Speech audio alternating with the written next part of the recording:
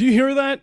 I'm starting to feel a bit of the crowd, the ground shaking, rumbling you could call it, because ESA is back online. And well, here we are at another fantastic day of the Swiss stage. Today's going to be the final day we get through round number 1. And well, what better way to do it than to be joined by Puffo Bob and the man, the myth, the legend, Amguns. How are we doing today? I'm doing good, man. I'm very excited. I've just noticed we're twinning today as well. We've got the same headphones on. It's going to be a good day Oh of my Siege. god. I'm ready to check out some console action. So I cannot wait, Puffer Bob. I cannot wait to get this last game of the first round underway. It should be good. It should be good. We're already rubbing our hands. We're just feeling it right now.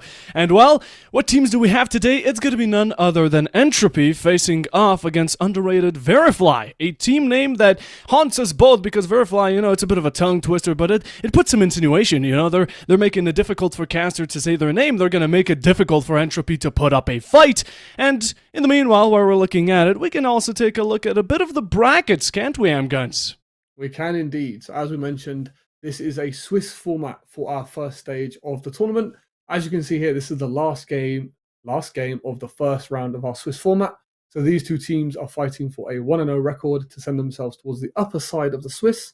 As you can see on your screen, if you manage to win 3 games back-to-back, you automatically qualify for the playoffs. So both of these teams will be looking for a great start to their ESA season. So we should have an absolute banger of a game for you. And it's good to mention that these two teams did play off against each other in the qualifiers.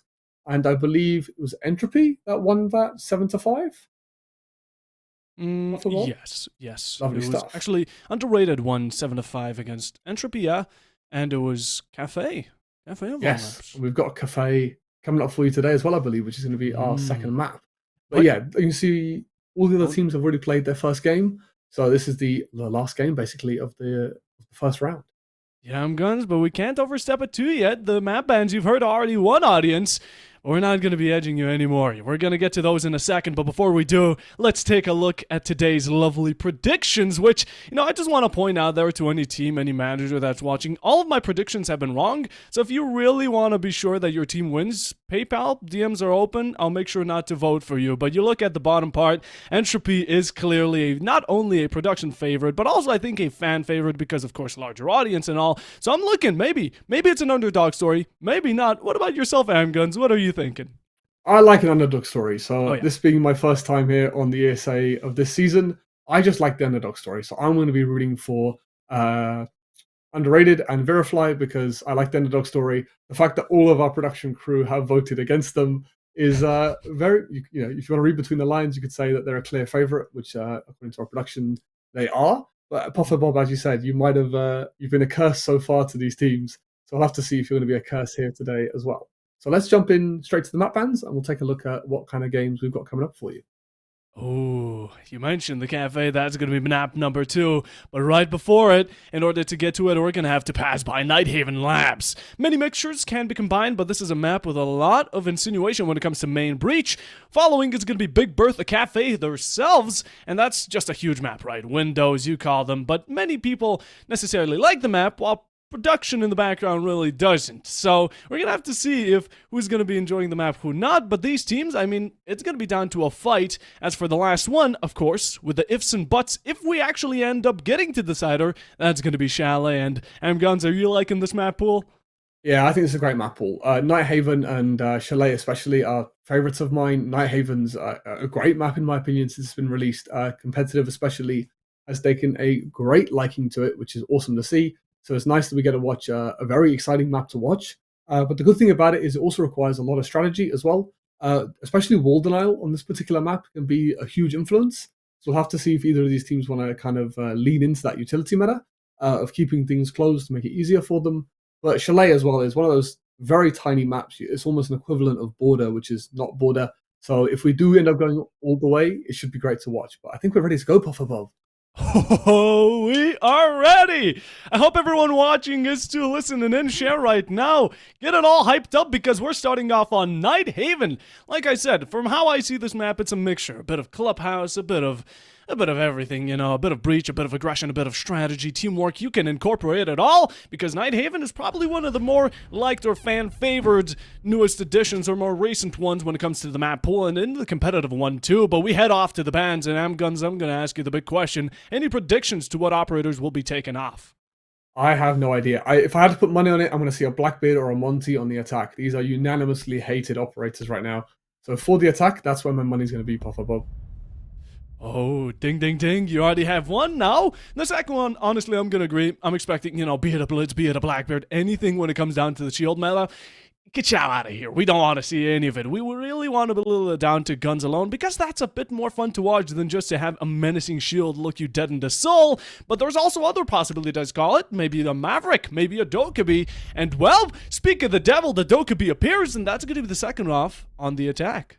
Yeah, you nailed it on the head, Puffer Bob. Dokkaebi with that global ability can be extremely annoying, especially how influential roam play can be on this map. It's good to be able to allow yourself to be able to play that roam game by getting rid of the Dokkaebi. Interesting to note, though, that Deimos and Jackal are still very much available, which can be equally as annoying to deal with. Surprisingly, we see a Vigil ban as well, because of the Boss G. So there is going to be no Boss Gs in this lobby, which is quite interesting from the side of Virifly. I have a very strong feeling that's why we've seen the Dokkaebi and the Vigil ban, is because of that Boss G. What do you think, Puffer Bob? Ooh, honestly, even after the nerf, the Boss G is still a power.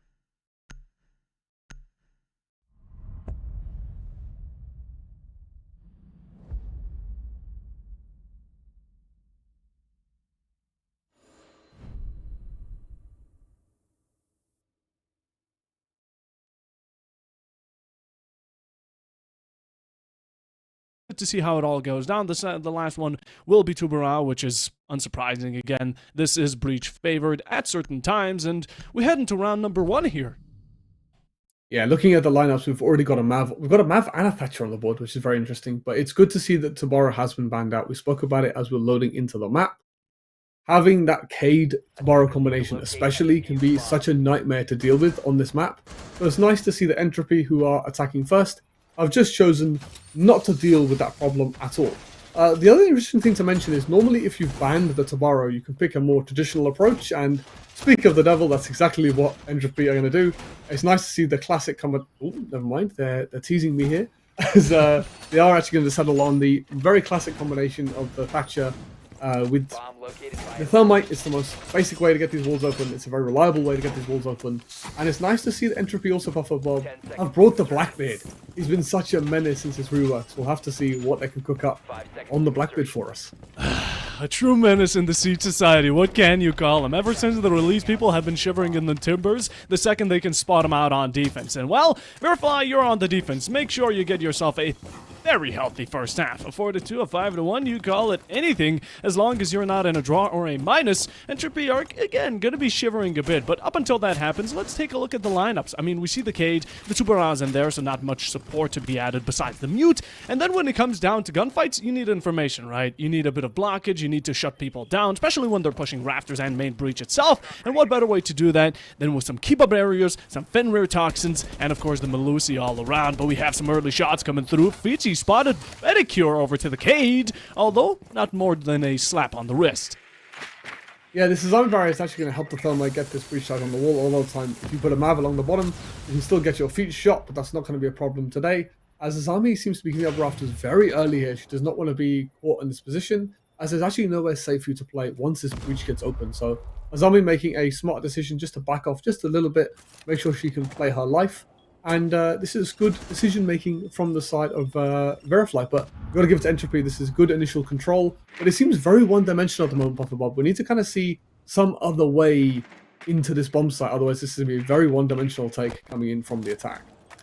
Yeah, I really don't want to see that. One-dimensional, as good as it may seem, without a Monty especially, and when even the defenders have a bit of explosiveness on their own side, especially with the Cade and Mute C4, the nukes, when it comes down to KDs, You know, they definitely can deliver some blows, and well, as of current, it is a bit more IT-sided. Hopefully the attackers are looking to get a second approach at it, but as of current, still not standing. No kills dropped, a bit of damage delivered from both teams onto the other. We're coming down to the last minute here, and it's starting to really bottleneck it in, and you talked about one-dimensional. They're going to put a 2 right in front of it just to add a bit more of variety. The Blackbeard going on his own is a questionable decision, but in the meanwhile, the only one getting taken out on his own will be that Flourish. Jugo with a great opening. That's the Izami SMG proving quite some worth. The Breach going out for a second time. No trick in time. The Exothermic having value. And an extra down onto the Fenrir, but the 12 gauge finds value. And that's what I'm talking about. A bit of exchange in game. 3v3 if we count one down. All of a sudden it's down to the 40 seconds. And well, my bad. Now it's some sort of advantage taken by Virifly as they pick up the Fenrir. They have 2 to fight against. And only 1 remains because Massey has to say about it. Left down to the Thatcher. You're a support. You hit headshots, but you need to claim an extra 2. Serve them on a platter. Will you be the silver bullet here, because it's round number 1 and it's already getting quite intense, and the TCSG finds its first victim as Virifly with a very dominant first. Yeah, I like the idea with the Blackbeard. So the plan was that we're going to backstab with the Blackbeard and that's going to cause the chaos, but unfortunately the Mute was just better. So that plan from the side of from Entropy on the attack just didn't work out as well as they were hoping. As again, as you mentioned, Puffer Bob, as we spoke about it during the round, the attack was very, very one-dimensional. If if Blackbeard wins that fight, it opens the whole round. But I don't think banking on one operator to win their ones is a reliable strategy when it comes to winning these rounds. So I think that's what Entropy in the back there is. They just didn't have enough pressure on to make the defenders uncomfortable. You saw Virifly very comfortable in their anchor positions. They had a lot of utility stacked up on the Fenrir as well as the Izami to provide cover to be able to repel that attack. So Virifly's heavy util approach has worked out really, really well for them in the previous round, Puffer Bob.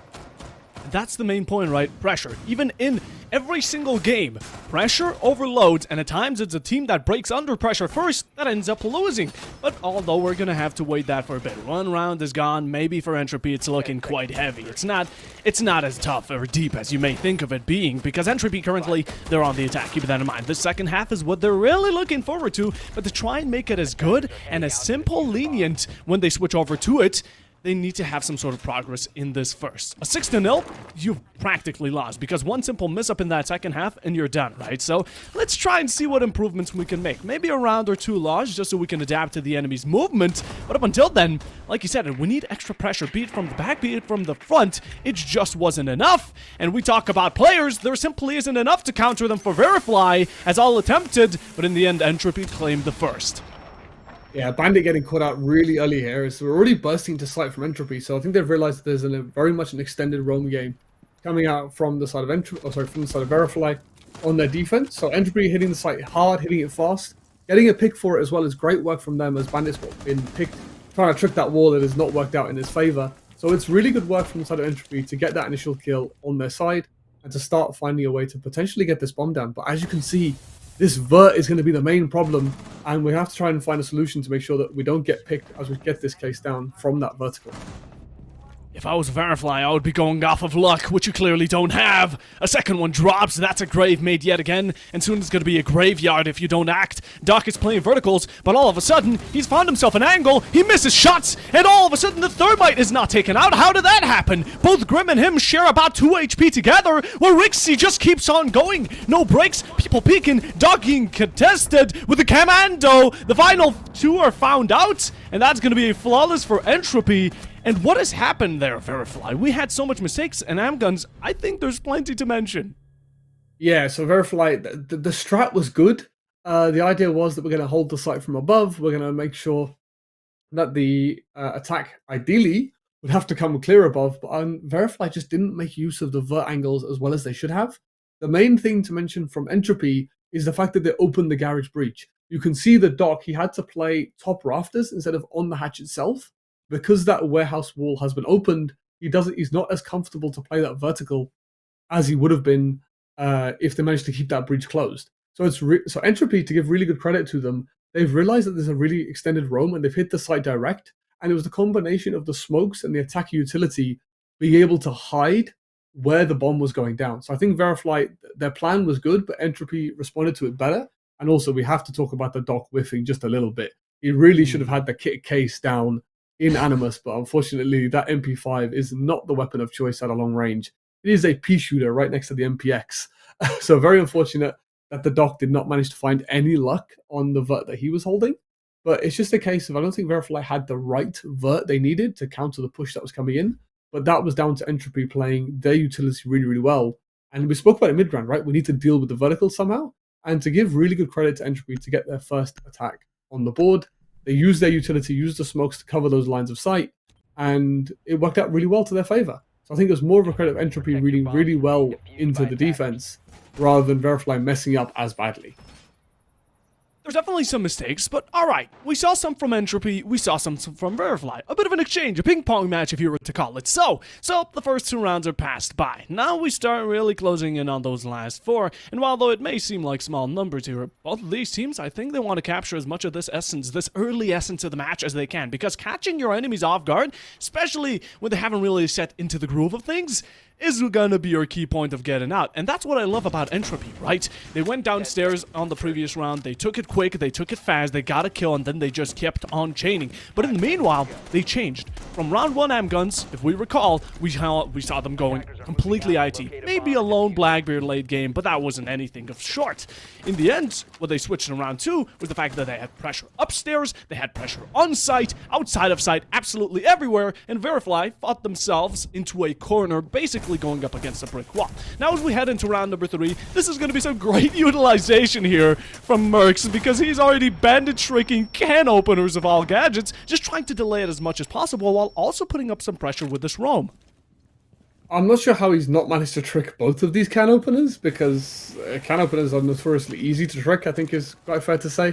So it's very unfortunate the garage wall is going to get open, but it's a nice adaptation, right? We're going to bring the bandit above to keep that wall closed. That way we can use that hatch open to be able to deny the Animus push, but it's not going to quite work out for Virifly as bandit, unfortunately, not managing to do his job as well as he was probably hoping.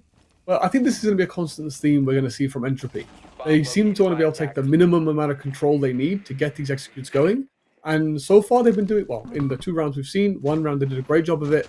The second round they didn't have enough pressure. So now that they are trying to get this breach open, they found the gate. It'll be interesting to see if they stick with this very direct style of play, as I don't think this is what's going to guarantee you success, as the ace charge is going to get tricked as well.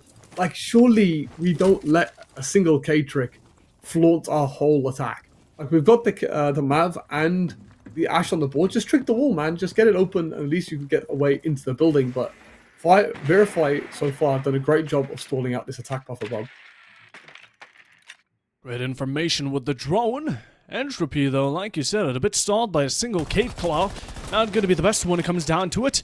And the attacker's barely entering the building itself. A bit too late for it now, might you say, but you feel pressured, you feel yourself, and that time getting kicked off the clock, as Virifly now are not only holding the top floor, but in the meanwhile they're holding their own on site.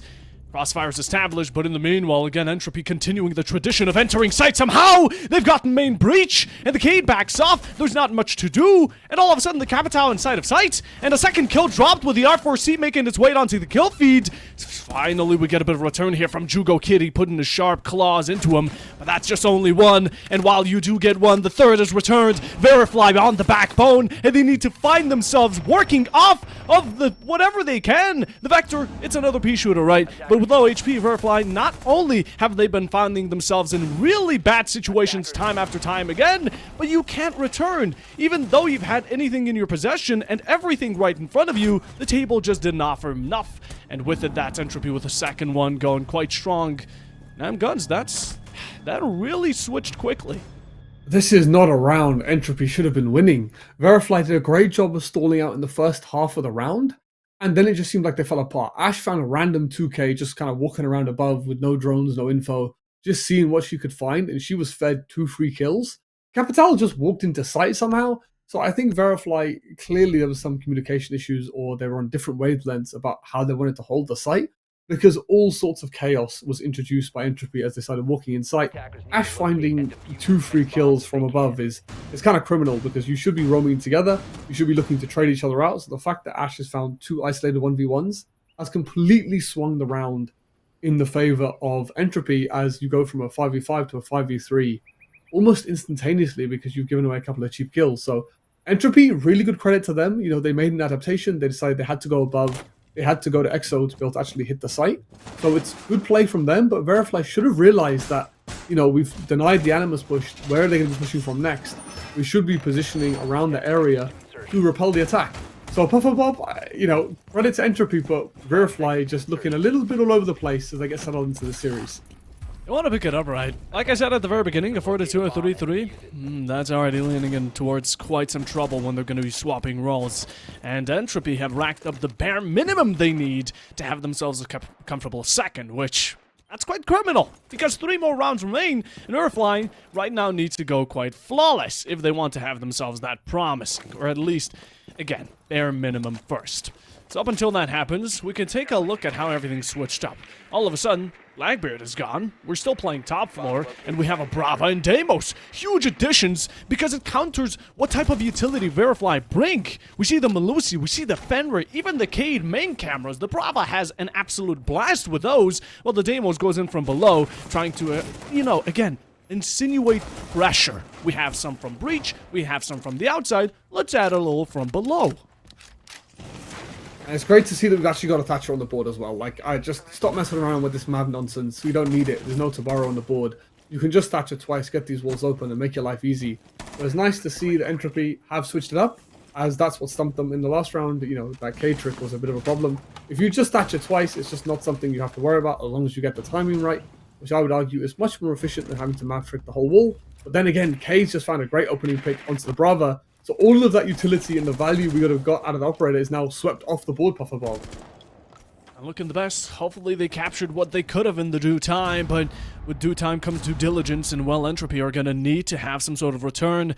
They've been getting called by Virifly. No answer just yet. Dog being targeted and is not in the best position as Rise takes it away. And this is where it starts, right? The runaway train. Headshot after headshot. Back to back we find kills. And Entropy looking quite strong. But Virifly backed off to their 2 bottom dollars. The Melusi and Warden, one already taking damage. The other one doesn't know what to do with himself. Out from below comes a shotgun. The Warden down. It's practically a 1v4 situation. Thunder has struck more than twice. And history's about to repeat itself. Don't let this happen again, Virifly. It's been too many mistakes, and you had a hold, you had a grasp, but the ball is now being rolled by Entropy, and you yourself are on the receiving end.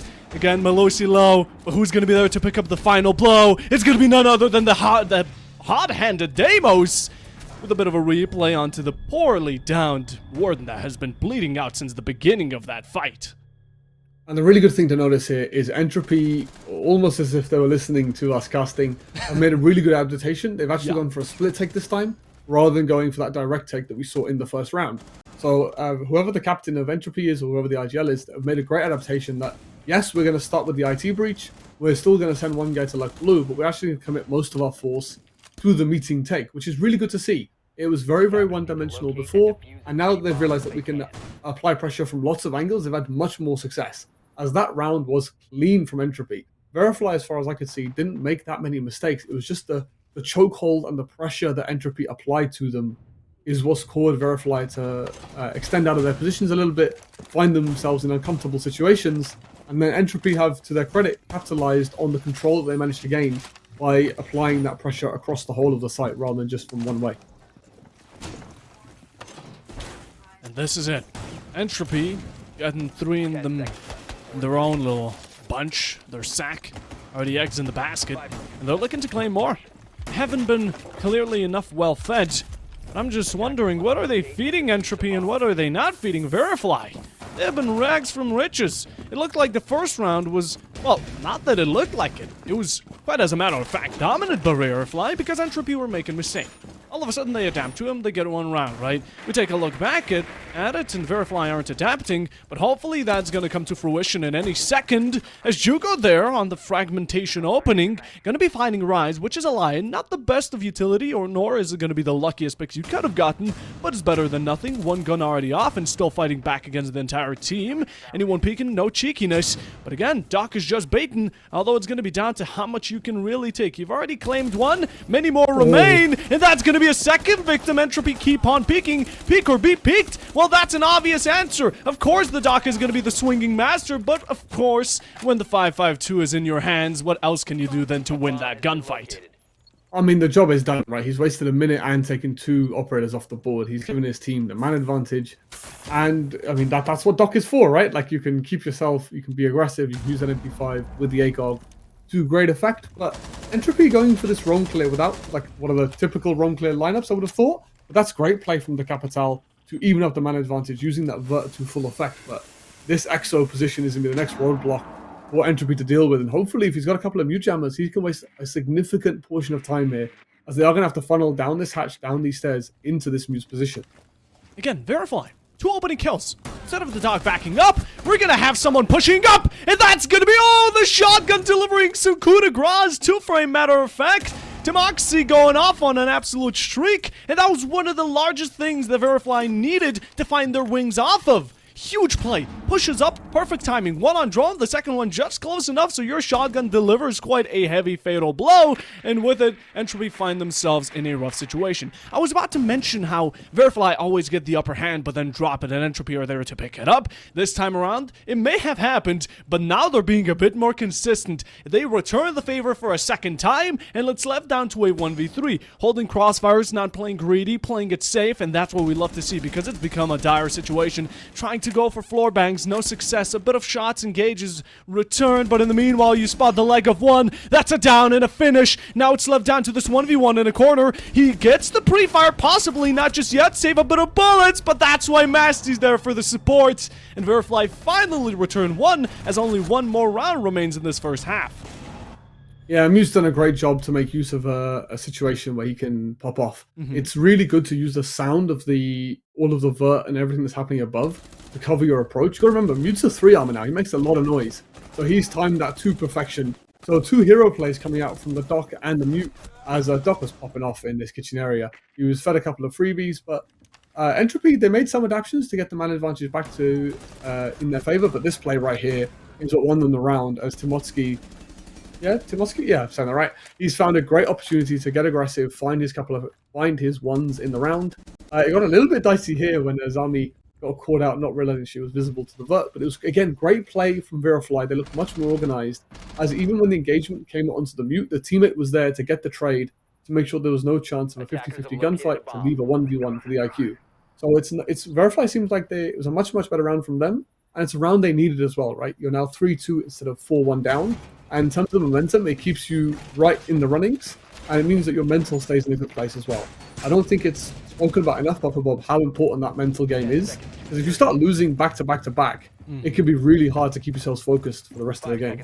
It can be. It really brings you down, right? You start thinking, can we even do this? Do we just let this one map slip by and we'll bring it back next? Well, that should never really be the mental, but it tends to be when, like M-Guns mentioned, back to back to back. That's a real key factor. And well, it's nice to see Virifly bring it back for once. That could be heightening it up for a second, a bit of a rise on the tide. Although Entropy, they're still on the leading side right now, and Virifly, they can't necessarily dethrone no longer, but they can at least do with what they can, the bare minimum. You know, beggars can't be choosers, and Virifly right now, they're definitely not the choosers nor the beggars. They have one round that they need to do it. It's all down to them, because this second half is going to be brutal if they don't. Although we speak about it, let's see what Entropy is going to be doing to achieve themselves as good of a run as possible this time around for the starting map of today.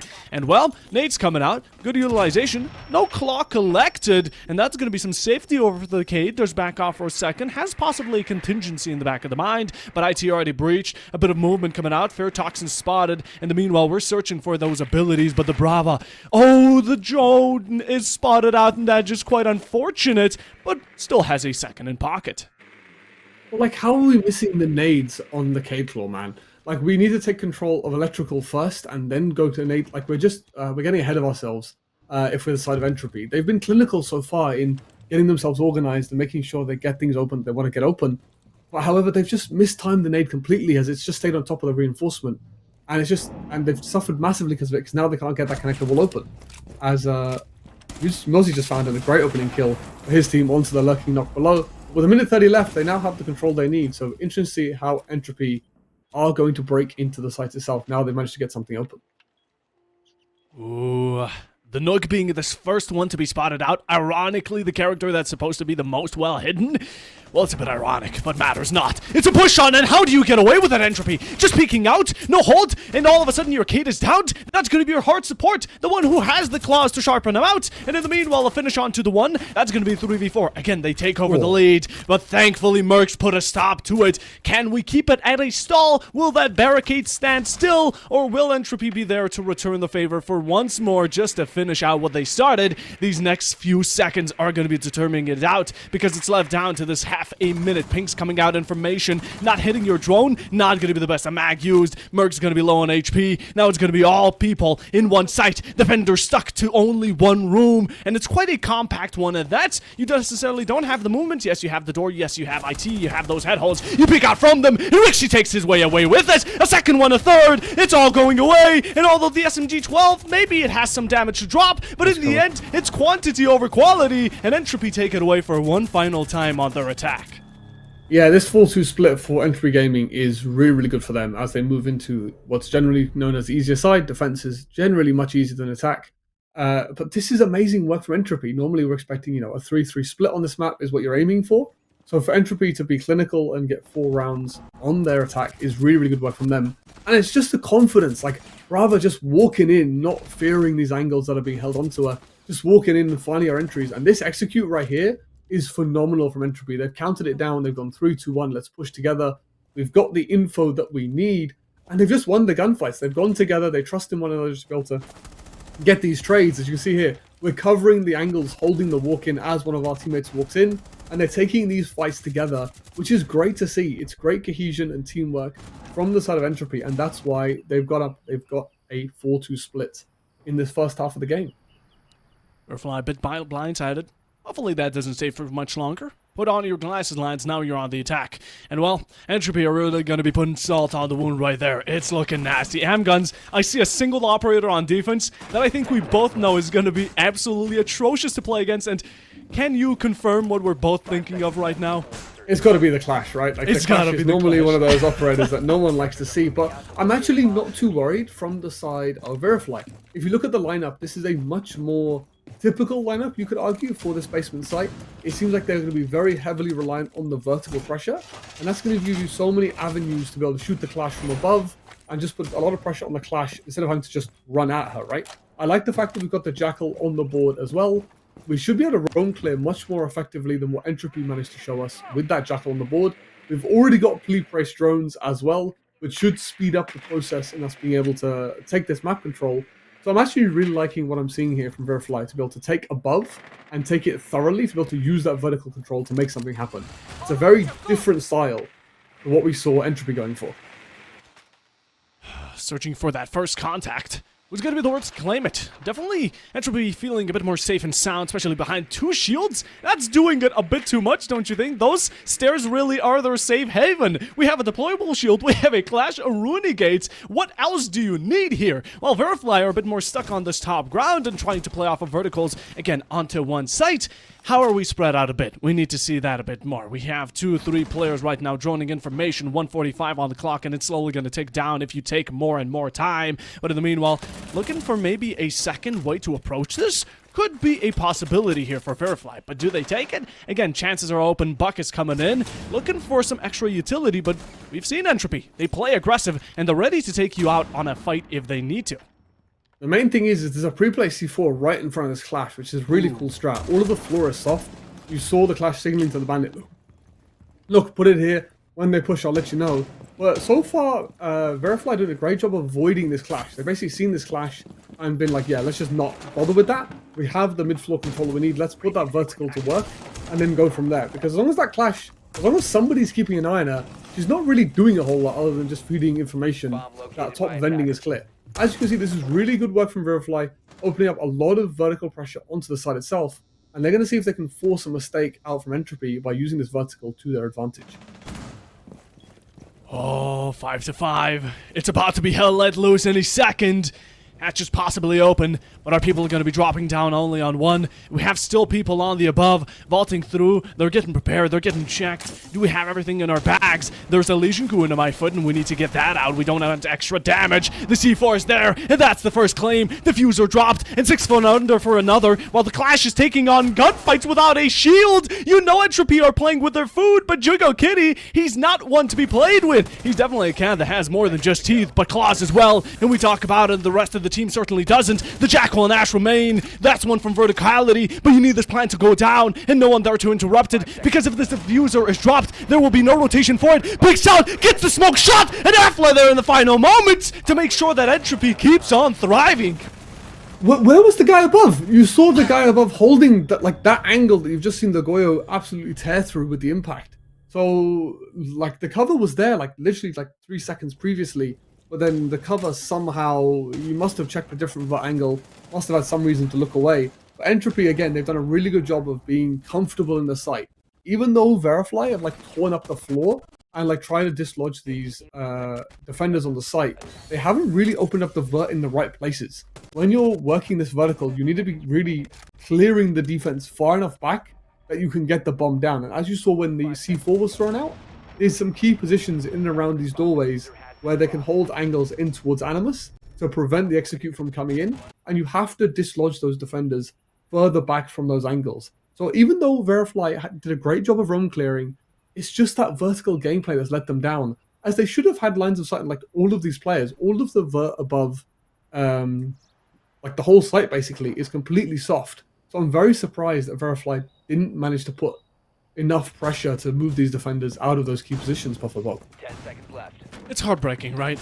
It's heartbreaking. Even in the replay, we saw Virifly, the final player up top. That was the Ash, I believe, while the Jackal was planting, holding the exact same position that ended with Jackal's fate being quite grim, right? And that's just unfortunate because there was a sudden rotation and movement while the aim was diverted to a different angle for no reason, because that was mainly the door. Yes, maybe you want to make sure that there's no one peeking out from behind, but if you're already holding that angle, stick to it. Be patient, and patience is key to unlock that door to round number 3. But for now, we haven't gotten in yet, Virifly. We're a bit lost. Let's find ourselves. Let's get this round. We need to. We're one loss away from a match point, and this early on, it's certainly not a good sign. Rather a bad omen. With breaches coming out this quick, it's going to be fantastic. The site is upstairs, and this is great progression, but let's keep it up with a tempo, shall we?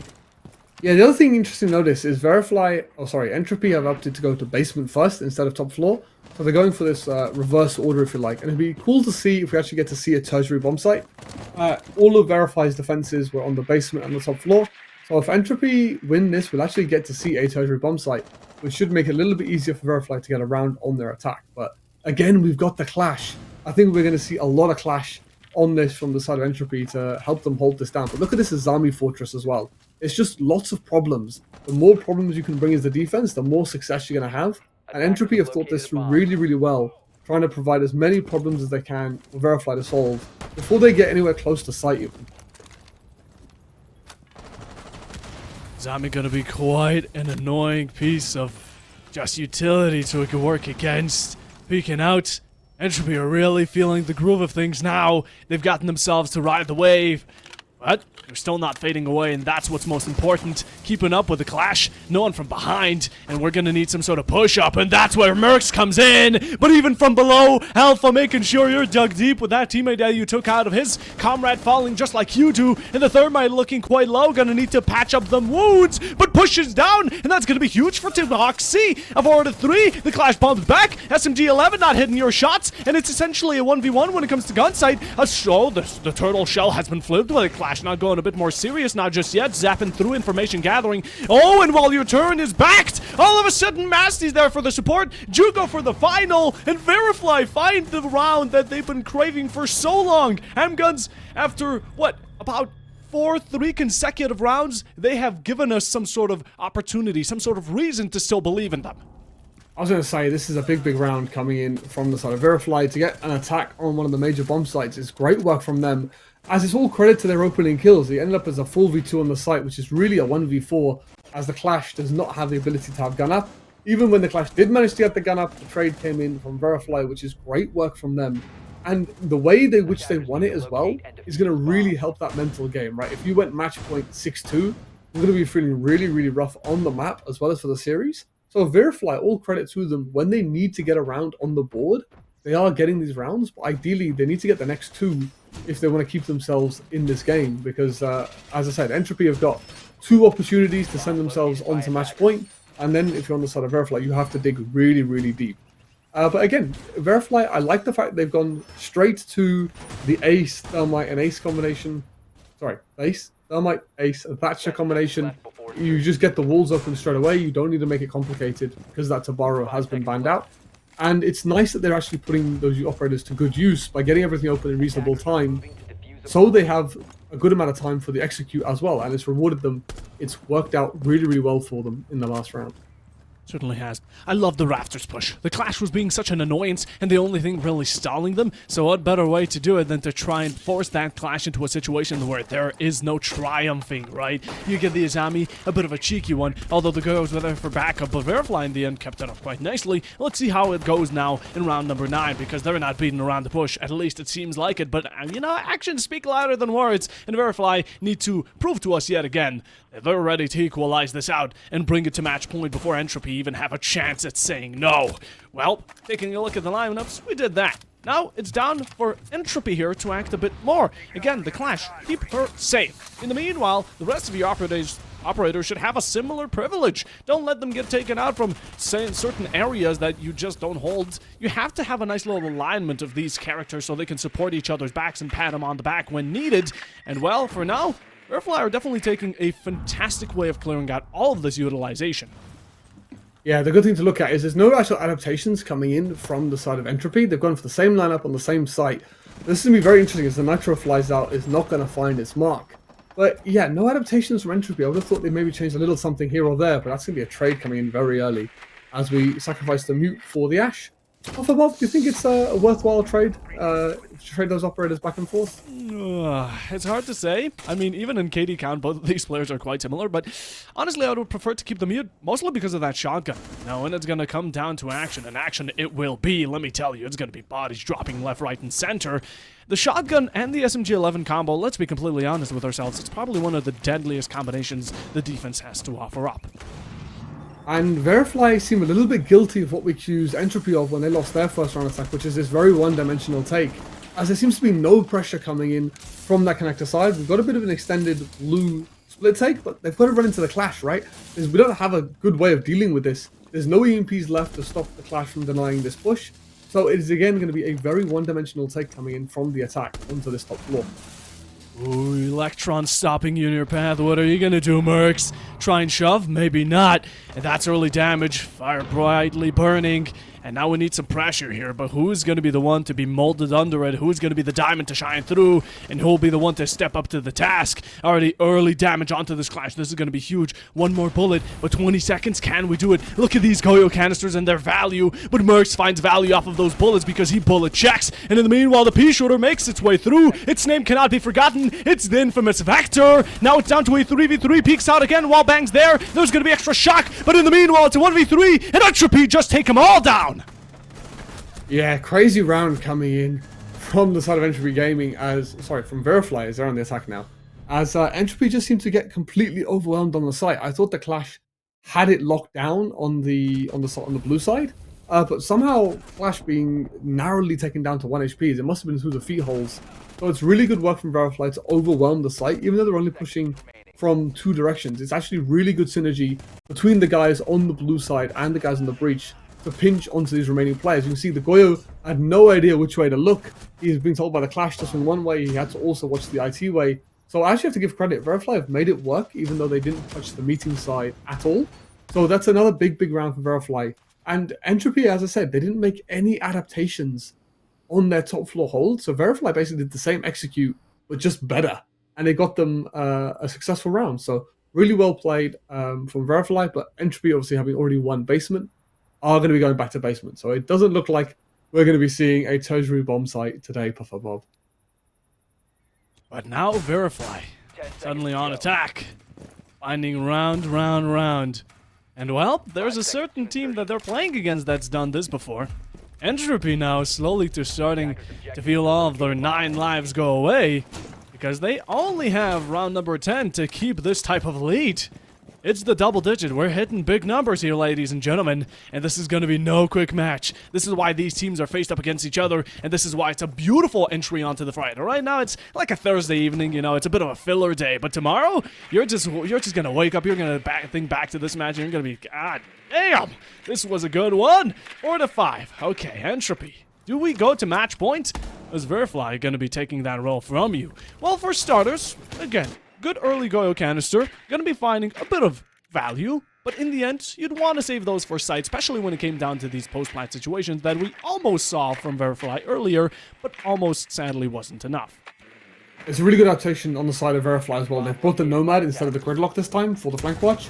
The main reason is we can also use it against the Clash, but it seems like Virifly, and reading into the hold they saw last time, are looking to go very direct through warehouse into the side itself, because there is no vertical pressure on the Animus take. As we saw Virifly, they had a lot of vertical pressure, but that approach is not being taken by Entropy, so it's free real estate, right, for the attack this time.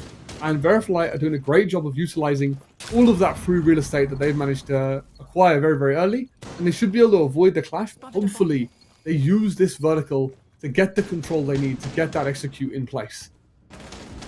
No more Aruni, nor is there going to be a Legion to begin with. Why were they even taken? Yoink! That's a kill there for Virifly. An opening great one to that. Fragmentation favoring them just for now.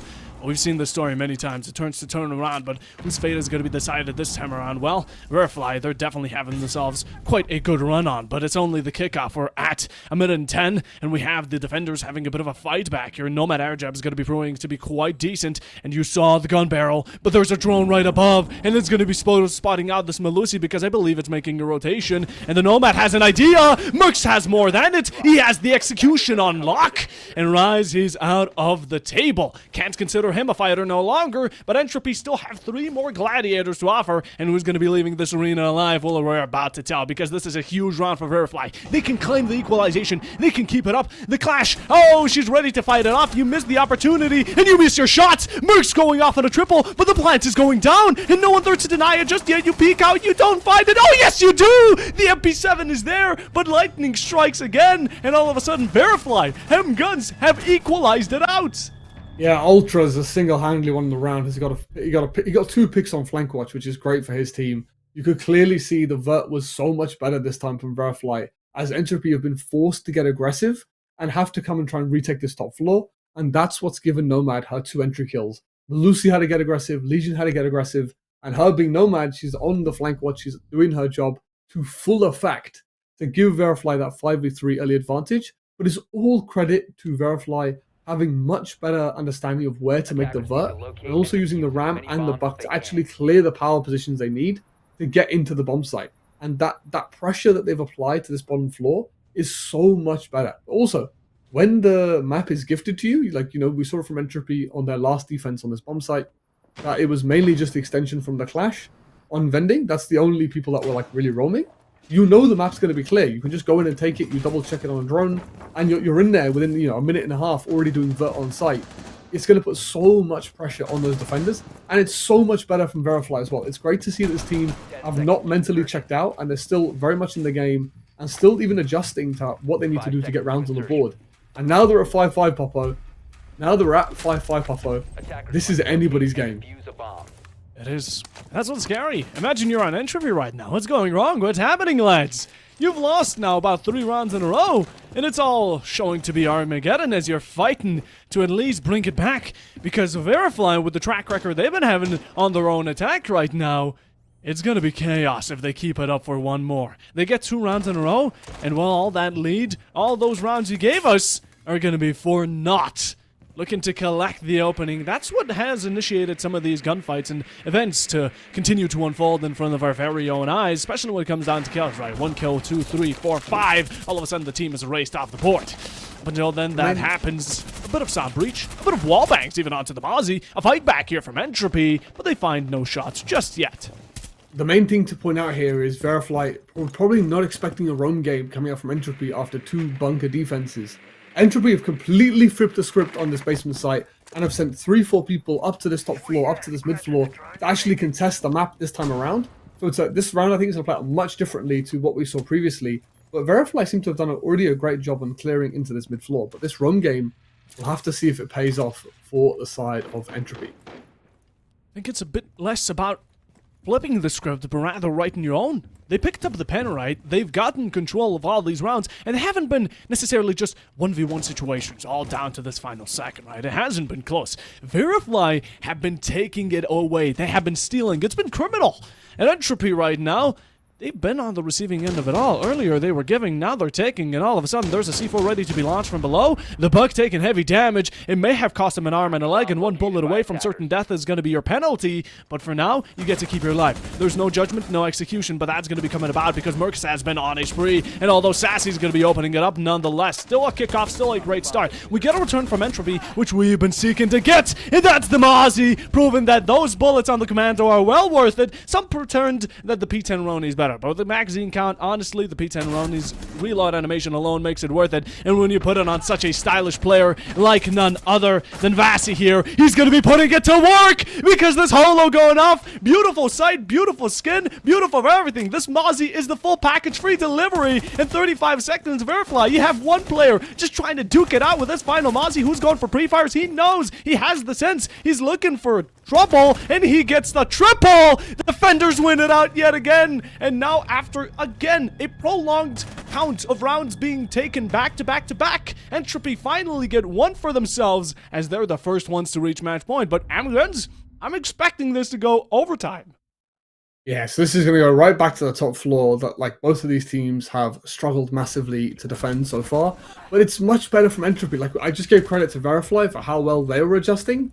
We have to give the same credit now to the side of Entropy. It's great to see that they've been like, look, this bunker strat is not working. As cool as the pre-place C4 flash thing was, it just was not working. So Entropy have thrown it out the window. They've gone, look, let's get aggressive. Let's try and hold the whole map. And the Legion and Mozzie roaming together in this, lurking together in this kitchen area has single-handedly won their team the round. I thought it was all over when the Ash went down, but Mozzie rising to the occasion, finding ways to isolate the 1v1s, has single-handedly won the round for his team. But the good thing to point out is even though he gets cleared, he's done his job. He's wasted so much time and taken so much focus away from the site that he still would have given his teammates probably a very good situation to work with. So a really, really good take from Entropy to basically throw something new at Virifly. Virifly were getting massive amounts of momentum by reading into what the defense wanted to do. So now that Entropy have switched it up, they've got some great success. So back to this top floor we go, Puffer Bob, and both of these teams have struggled so far to defend this top floor. So how do you think it's going to be playing out? The second I spot out that Jaeger, it shows that Entropy are now ready to fight. You know, it's not about the utility. It's not about the ADSs. No. Right now, Rise, he's taken up that 416 carbine, and he's ready to put some bullets into the chrome dome of these enemies. As for it being now, my prediction, honestly, I have no clue. These teams have both been back and forth. That Entropy here, they could take it if they play their cards correctly. Same sticks with Virifly, and that's what makes it fun, right? Both of these teams have been toe-to-toe, hand-to-hand, neck-to-neck, whatever you want to call it, eye-to-eye, if you may.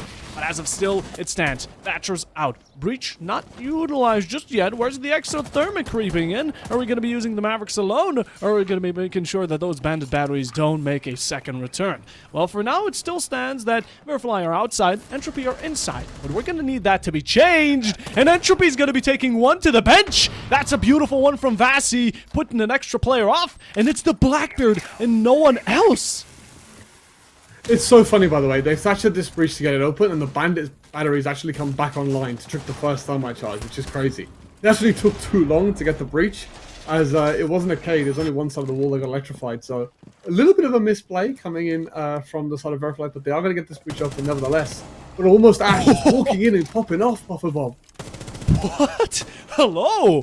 Don't need no information. Gut feelings at its finest. Entropy, you just lost to a gamble. And Virifly, they're getting themselves a jackpot, but we keep it up. The L2A3, chef's kiss. Not the best fire rate, but that damage and headshot, if you make them count, might as well. Ash off, still some utility, Virifly. What's with this dimensional push? It's definitely going to be low on the count. Not huge numbers, but Mercs putting it onto equal ground. similar situation, balance as you may call it, looking to work off of the backside, maybe even warehouse, maybe go off of balcony. Just try and do whatever you can right now, Virifly, because if you're going to be pushing rafters alone, you might as well consider yourself dead man walking. But no, Masty, he's a dead man talking, but not just yet. He keeps his life in his own hands, as it's now down to a 1v3. The deagle there, no revive yet. Virifly do not want to risk or gamble this away, and it's all down to the Izami to play side here. Information not going to be on lock, but you have a sense, you know the IT side. Can you play off of it? Flash is there, and you're no Wharton, but for now, it's going to be going into overtime, as I'm pretty sure Bose is quite happy about this. Yeah, this is a crazy game, as Virifly had a lot of control. They took rafters very early, they got into IT very early. I've got to give them the same praise I gave to Entropy. The confidence from some of these players just to walk in.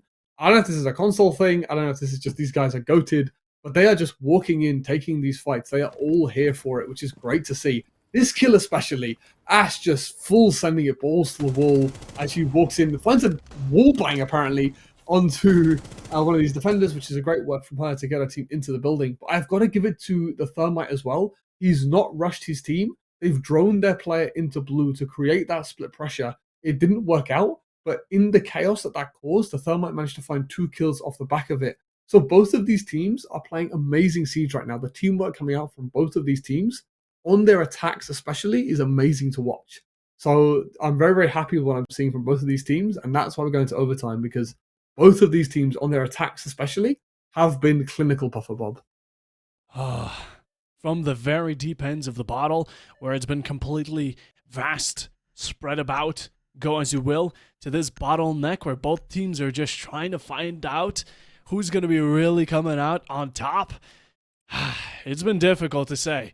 And although everyone thought Entropy were going to have themselves a blast because Virifly is definitely a team that's a bit newer when it comes to how long they've been formed, because some of these players do ring a bell in my ear. Be that as it may, still though, Entropy and Virifly both are putting up a great fight. And at times, it feels like some things really slip beneath the nose when it comes down to both of these teams, like people just pushing into sight and having no punishment on it.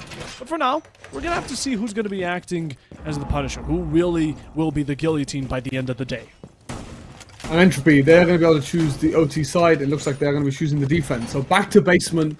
Once again, we go. We've seen this. This has been all of the defenses pretty much have been played on this basement site, as it seems to be both of these teams' favorite sites to play. And it's nice to see that Entropy are going to be going with this extended roam game once again. I'm very surprised that Virifly haven't brought, the Deimos or the Jackal to aid in this roam clear. As you can see by the lineup, they're gonna want to go for this vertical once again.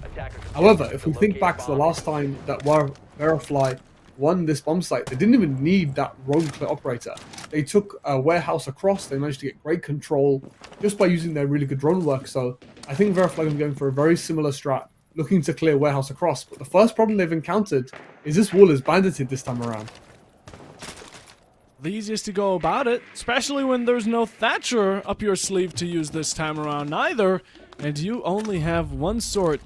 Actually, there is no hard breach on it either, so it's going to be interesting how Virifly are going to go about this. Their entire utility goes off of verticals and holding this top floor, but how are Entropy going to respond? At some point, they're going to have to realize there's no breach going on, right? So they're going to go hatches, they're going to go whatever. Even hatches now, they have no can openers. It is purely off of stairs, pushing down sight and going bare knuckles in. Fights out, left, rights, whatever you want to call them. For now, though, Virifly still taking their sweet, precious time, a minute in, and already closing onto this Mozzie, which, guns, if I correctly remember from one of the previous rounds, this one, Vazzy has been quite a troublesome foe, and those are early gunfights. We see a C4, a double from Vazzy. Oh, the Buck and Ash both claimed. Can we get the third? Yes, we can. And the Mozzie just is going off the rails. What are we doing, Virifly? We're dropping bodies like flies. This is absolutely catastrophical. But Afla there for the final. Just one more remains. And at this point, it's already the grave being done. Flawless round for Entropy as they claim match point yet for a second time. Yeah, Zeta has single-handedly won his team the round. But I don't know if you noticed, Puffer Bob, they're all Vasi, as that seems to be their clan tag. So it's actually Zeta who was playing the Mozzie. Has absolutely popped off. That Nitro, this one right here, taking out the roam clear immediately as he takes 2 off the board. But this last kill is criminal. You know this player is right here. Which way are you looking, Ram? As you should be clearing, you should be at least getting the trade on this player, as your teammates would have been screaming at you that the Mozzie is top floor. It's not even like they didn't have info on them. We saw the yellow pings coming out. The drone work was good, but it's just that Zeta was rising to the occasion to make sure that he put his team on his back and won the round for his team. So not much to analyze, to be honest. It was just a case of Zeta absolutely playing it to perfection to deny that run clear. As what do you know, Bay Puffer Bob? We are going to basement once again. What a surprise! What a surprise. Virifly, not second top, going rather bottom because the top floor really has been the bringer, or rather the bearer of bad news for both of these teams when it comes down to defense. Although for now, you're up against match point for a second time. And we've seen that Virifly really can pull out when it needs to happen. But for now, you're still stuck in it all. It's amidst the chaos, and this is your final chance. Because after this, you win this out, okay, you get that second chance, right? You don't win it out, we go over to Cafe Dostoevsky, which is a good sign for Virifly because last time, as mentioned, they did go 7-5 against Entropy, which is quite close, but in the end, a win's a win, right? And statistics at time do work out. Papa Bob, I'm a little bit worried because he's going to K-trick this wall once again, and we're only bringing. I don't know what it is with this Ace Thatcher Mav combination. This just didn't work last time around. I feel like they're going to fall into the same problem. We've actually got the Thatcher this time, which is much better. They can now just double EMP this, and this should guarantee that the wall gets open. So it is a good adaptation. I believe last time we had the pocket EMPs, which is what caused all the problems. We are going to finally get the single ditch open from the side of Entropy. So I think the Mav is just a little bit wasted though. Like, you don't need the Mav to get this wall open. You could be bringing a Ram, for example, a roam clear operator. I think it's a little bit of a waste from the side of Entropy to dedicate that much utility just getting the breach open when you have the Thatcher available. Can you see the switch of operators between these two teams? One team, which was Virifly earlier, went full rotations, went full soft breach, full vertical, right? Entropy, in the meanwhile, they're going full hard breach. They are going utility onto the side itself, and they're going Afla off of a kill himself. Vasi there with a beautiful join, and in the meanwhile, well, that's a 3-5 already. Virifly right now, 3 players are what you can rely on, or it's going to be the first map loss, and that's quite some pressure already applied. You don't even know where you're getting shot from once from behind, and you have no clue about it. One on window, Merc's already on top floor, while Entropy's main focus is site itself. Let's push down a bit more. Let's go faster. Come on, Virifly, you're completely spread out, while Entropy are just having free real estate. It's ground taken as much as they want it, while Mercs is on rafters, and one of your attackers is in danger, and we talk about it, the C4 collaboration hand in hand, but we don't even know it, because Mercs is going off, and he finds the double. This is somehow a dethronement here for Entropy, and they're on the receiving end yet again, on the losing side of the scale. 6-7, and Virifly are still handing it down. Shots are through, Thatcher outside, the diffuser not in his hand, wins it out. That's Masty on the top, and all of a sudden it's a 3v1 from a 5v3. What is happening? It's an absolutely crazy round. This round has been completely flipped on its head, as somehow Virifly have lost both site anchors, then somehow retaking the top floor, and then just swept the floor with Entropy as the site execute came in. It's absolutely crazy stuff right now, as one Buck should never be getting flanked like that. In my opinion, K shouldn't be swinging. Anything could have happened, but Virifly, you've got to give it to them. After they lost their site anchors, they've got aggressive. They found a way back into the round, and that's what's going to send us all the way to round 15, as Bandit right here has single-handedly won his team the round. The Nitro comes out for Matsi as well, as they're retaking this top floor. They basically just showcased how important that vertical control is, as it looks like we might be getting a rehost. I will keep you posted. Yeah, we're getting I think we're getting a rehost. Yeah. So yeah, it was what a crazy round, Puffer Bob. Like the retake onto that top floor, Bandit just popping off. It seems like this whole game has been individual plays and people popping off to save their team. Absolutely. I mean, in the end, I have no clue how it all went down that path, because it already looked like a one-match, right? It already looked like one of their teams' race has been ran, but all of a sudden it's flipped. That's the beauty of Siege Run. 1 second you're thinking you've already won the bet, but the next second you're holding your head in shame, smashing it down onto your desk, just hoping for it all to be over. And we're going Bo's Max OT, I think, but that's all depending on how this turns out to be, depending on what the background is on it. We are going to be having to firstly get information from the side of production first. So we'll, like Amgun said, we are going to be keeping you updated. But as for now, we ourselves are left a bit more in the blank. And, well, I believe there is a protest for a skin.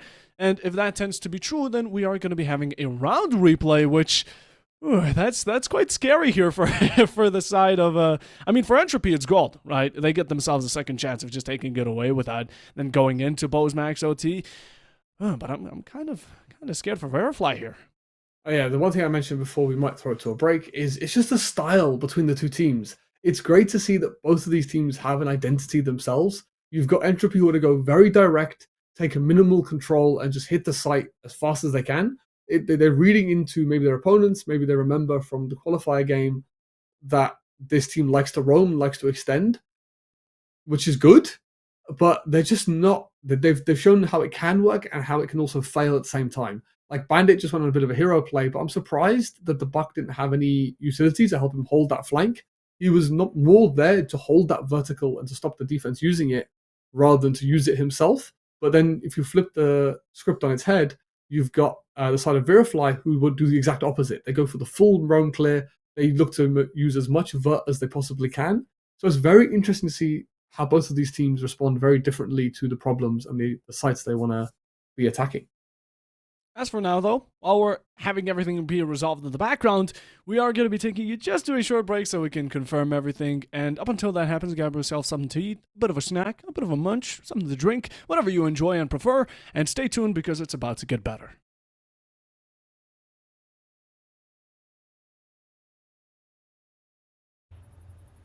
Lads and gents, hopefully we did not keep you waiting for too long, but what matters is that the results of the protests were valid. In the end, Entropy ended up protesting against a skin that Virifly were using, and rules are rules, and we have to follow them by the end of the day. So we're going to be repeating round number 14, and M-Guns, if we remember, this was quite a chaotic one.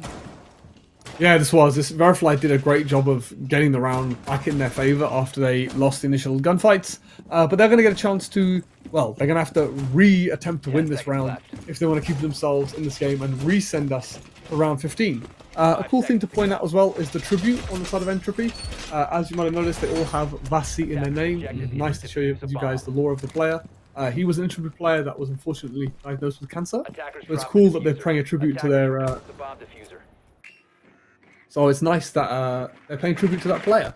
But as we said, Virifly have to, once again, fight to keep themselves in this round, Puffer Bob. Or sorry, in this game, I should say. Yeah, sadly, that skin ended up being quite a round coster, and well, now they're going to have to pay the price for it, but mistakes are made, and in the end, well, they're going to have to up it up a notch. It's going to be bringing them down to a larger budget, and now with it, Virifly back on the defense. And, well, I'm liking the lineup. Again, I like how Entropy do keep it in the same fashion of, you know, hard breach focused.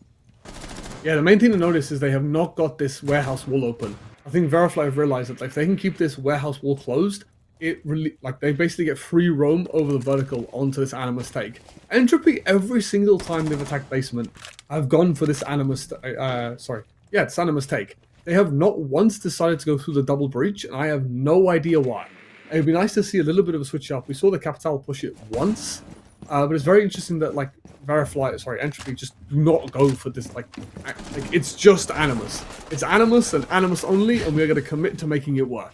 At least we've got both breaches open this time around, so maybe we'll see a little bit of a different take coming in from the side of Entropy on their attack.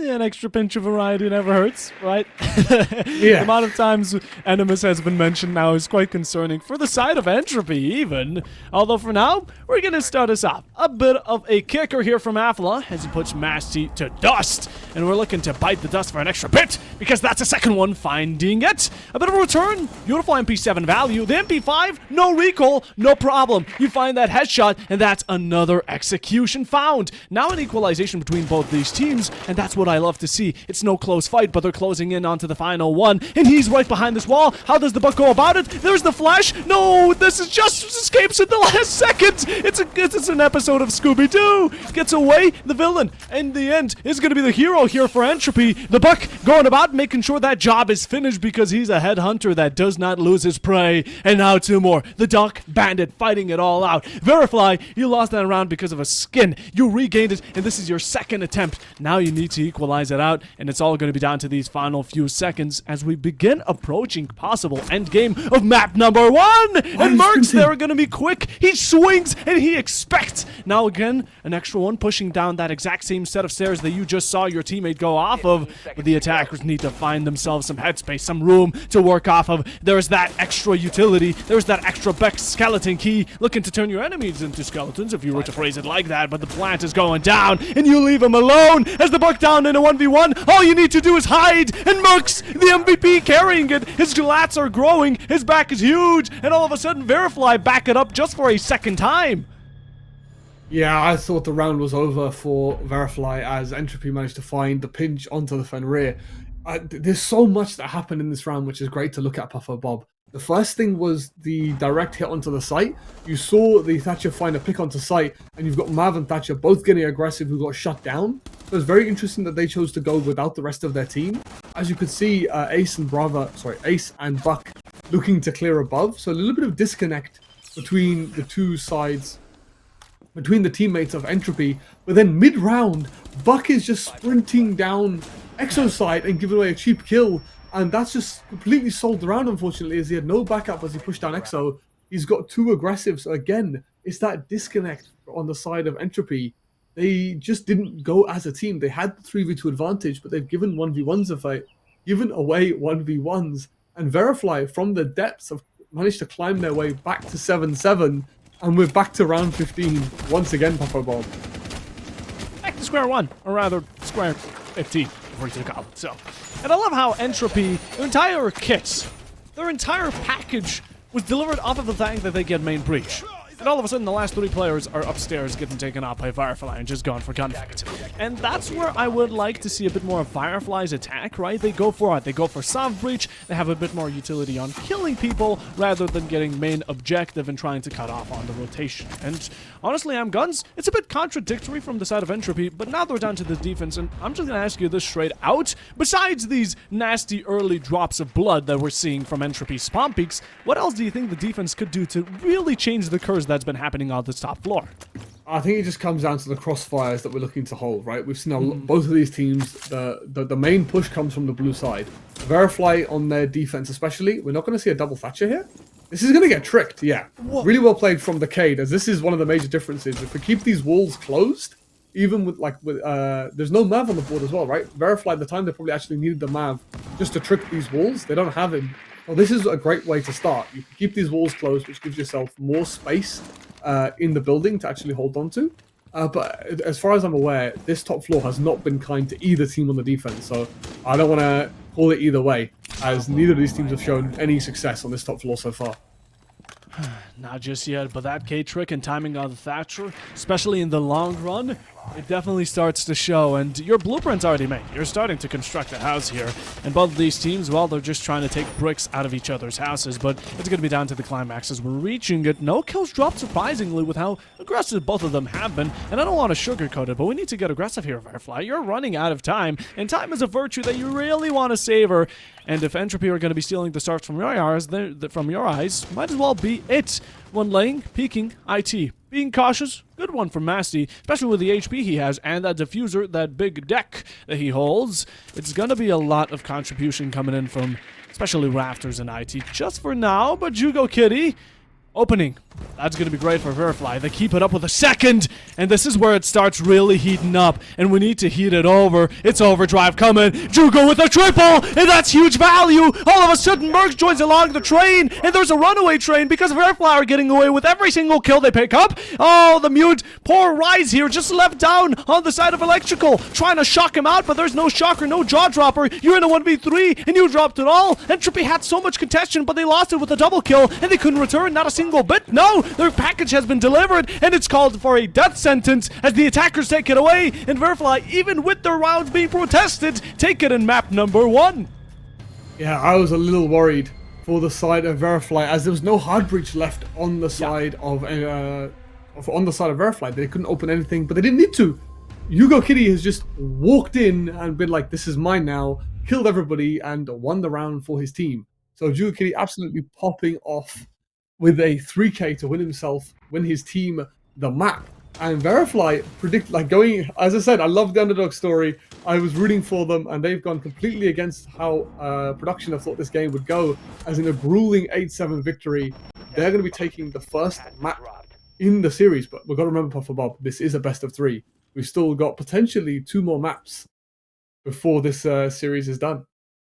2 more maps, potentially, but, as the track record calls it last time, it was 7-5 on Cafe in the favor of Virifly yet again. We're going on to Cafe again, and this time Entropy, it's do or die. You've lost map number 1. You've had so many chances. A 5-2, and you get a 5-5. You get match point 6-5, and it's all of a sudden lost. Again, we get into this overtime. A 7-7 protested, 7-6 for a second time. You had around 3 to 4 chances to win it out when it comes down to match point, but they couldn't last. They could not last long enough, and well, they were eaten. They found themselves in the Lion's Den, and for now, the Lion still sleeps. And we're going to have to see who the winner of this time will be, who will be crowned the true, I guess, King of the Jungle.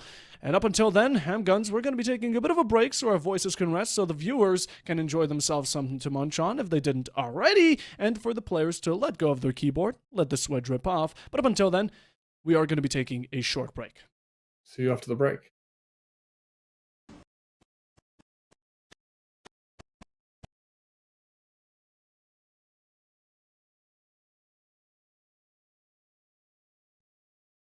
Okay, alright, map 1 was quite intense. And wait, 2 times it went Bo's Max OT, which is an achievement. In one match, that shouldn't be possible in the beginning, but we somehow did it. We did the impossible, and we're joined back. It's me, Puffa Bob, it's Amguns, and Amguns, how are we feeling going into Cafe?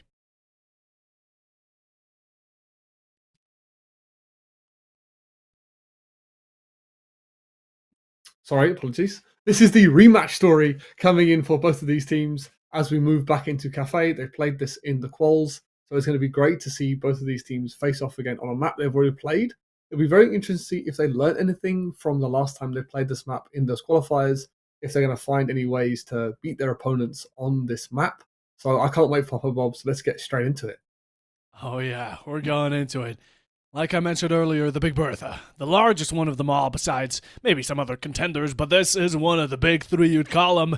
This is Cafe Dostoevsky heading in right now, and with it, in any second we're about to be revealed with the beautiful operators that will be taken out of the possible picks. And Amguns, I'm going to ask you this straight up. What are you thinking? Bans-wise, Valkyrie is very common. It'd be really cool to see if we have Valkyrie ban on this map. I think we'll see a lot of bans, especially on the defense, leaning around that vertical gameplay, if that's going to be roaming or using that vert. But I think on the attack, it's going to be same as usual, Puffer Bob. It's going to be Monty and Blackbeard, as everybody hates shields right now. It doesn't matter if you're PC, console, Xbox, PlayStation. Nobody likes these operators right now because they are just a pain to deal with, Puffer Bob. They are. They really are. You don't want to be dealing with no shields, just shoving it into your face, especially on large maps where you really need to clear it out quickly, and there's long corridors that shields just overtake very easily. For the second attacker we're going to be having is going to be none other than Dokkaebi, and Amguns, we're seeing repetition from the previous map. Yeah, this is going to be a Vigil ban straight up, as Virifly just seemed like they have a vengeance for the Boss G. If it's not a Vigil, I'll be quite happy actually, as I don't think he's worth the ban. Considering, you can ban so many different operators like Mira, Valkyrie, Cade to borrow. Fenrir is another good option. Azami is another good option. There's so many, as I say that, they have actually switched their ban. As Azami, especially in that piano area, can be such a nightmare to deal with. So it's nice that Virifly don't have that much of a vengeance against the Boss G to take that ban against something that's probably a little bit more important on a map like Cafe.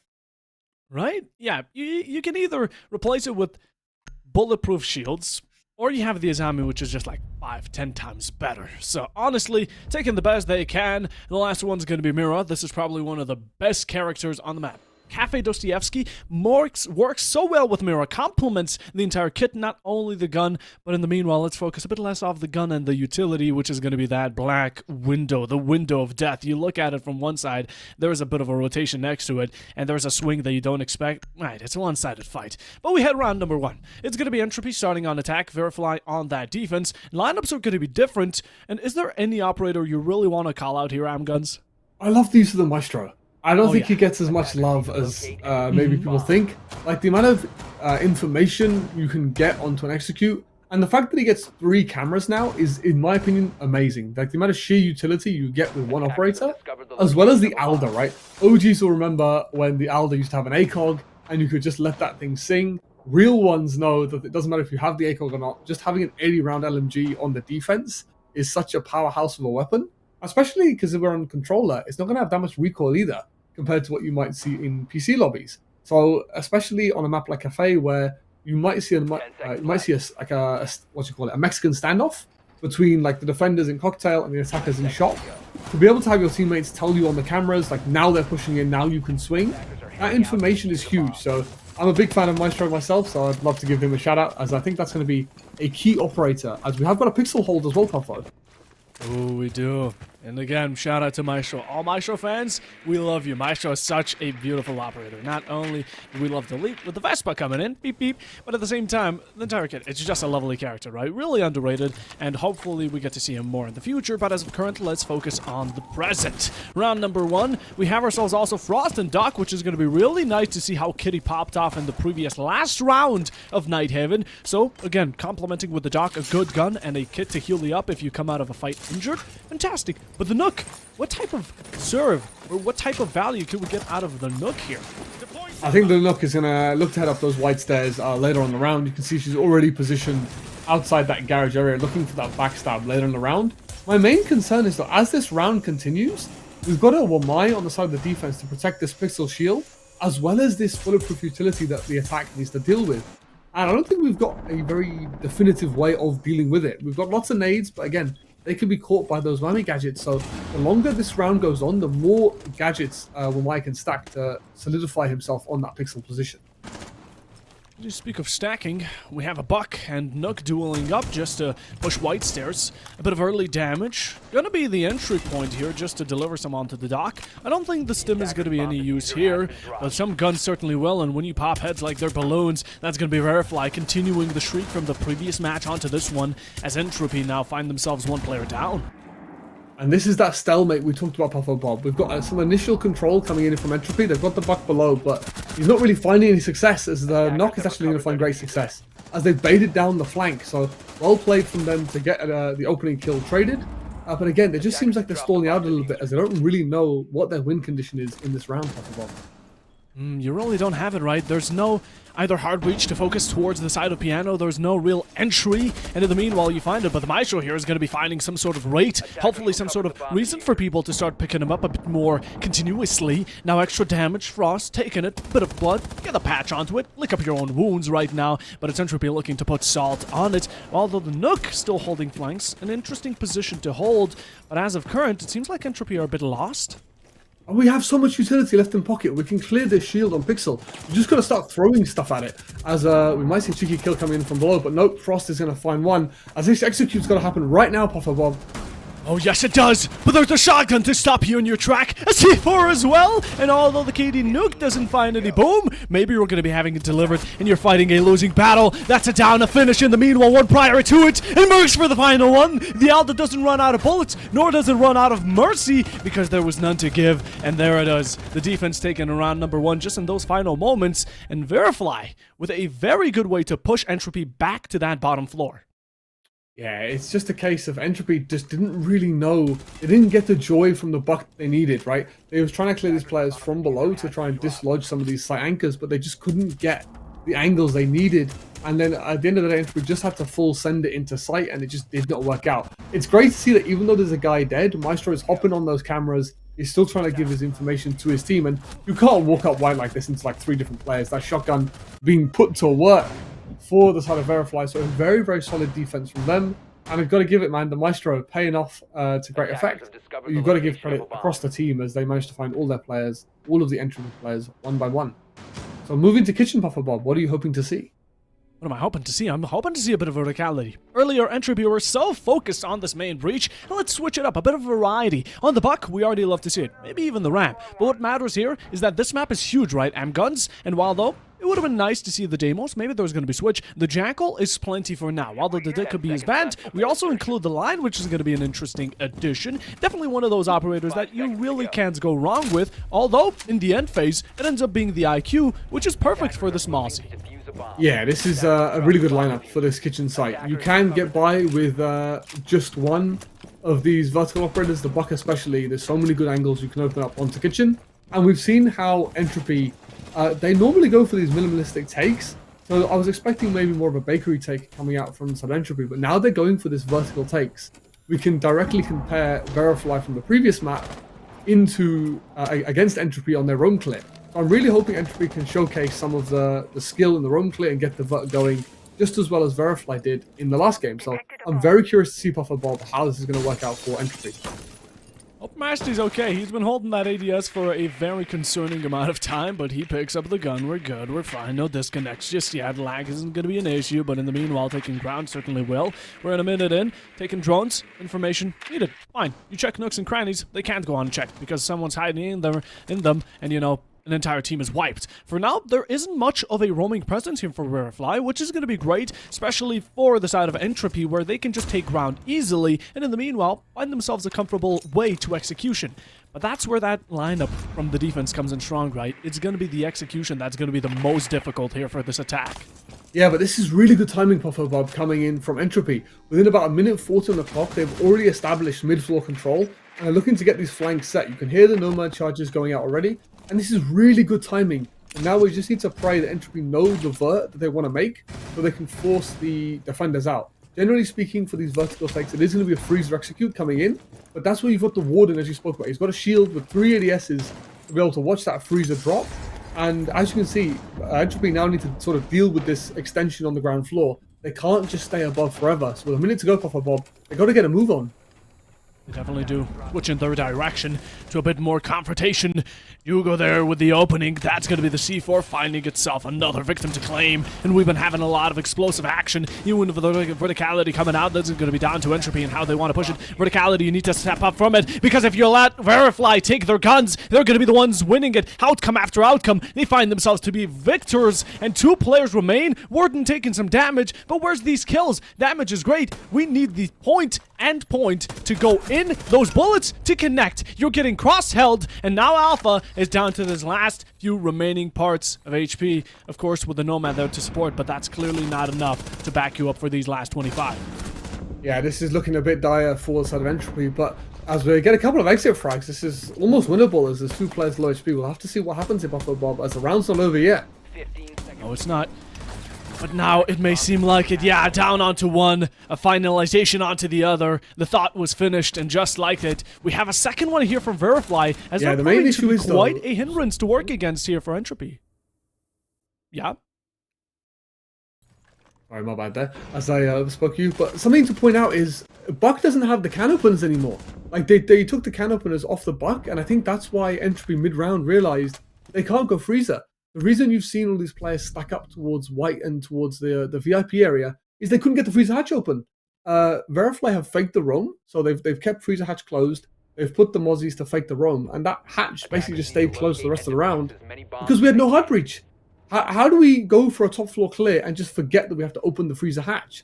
So Virifly there, I think, gifted around almost as Entropy just forgot they actually have to hit the site at some point, and the one most common way into that site was just not available to them because they just didn't have any hard breach left, or they didn't bring it in the first place. So not ideal if you're Entropy, as you roam cleared amazingly, but then couldn't probably execute the plan you wanted because you forgot to bring the right utility for it. But however, Puffer Bob, we are moving to the first 10 seconds left. tertiary bomb site of the series, which I can't wait for. At least we've seen a defense get 2 defenses back to back. Absolutely. Now, as we're currently going about it, 2-0. These are huge numbers for the start. Again, when it comes down to the second half, people are going to be really thinking, maybe we should have had a bit of a change at the very early part. These are going to be rounds that are going to be saving Virifly's back. But as for now, let's see how Entropy respond with it. They haven't had a bit much more of a fight back, and we need some revenge, right? We need some sort of revenge. I'm loving the utilization of the castle. I'm loving the combination of Entropy going for verticality on a site. Again, this is another one of those sites where verticality is extremely needed, but at the same time, I think we can agree here that Virifly are going to need to fight very strongly to keep their possession of top floor. Yeah, it looks like we are going to see an extension onto that top floor.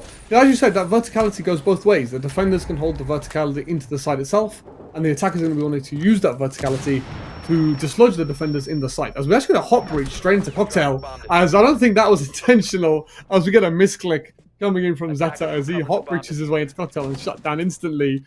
We're not going to want to see that one back in the replay later.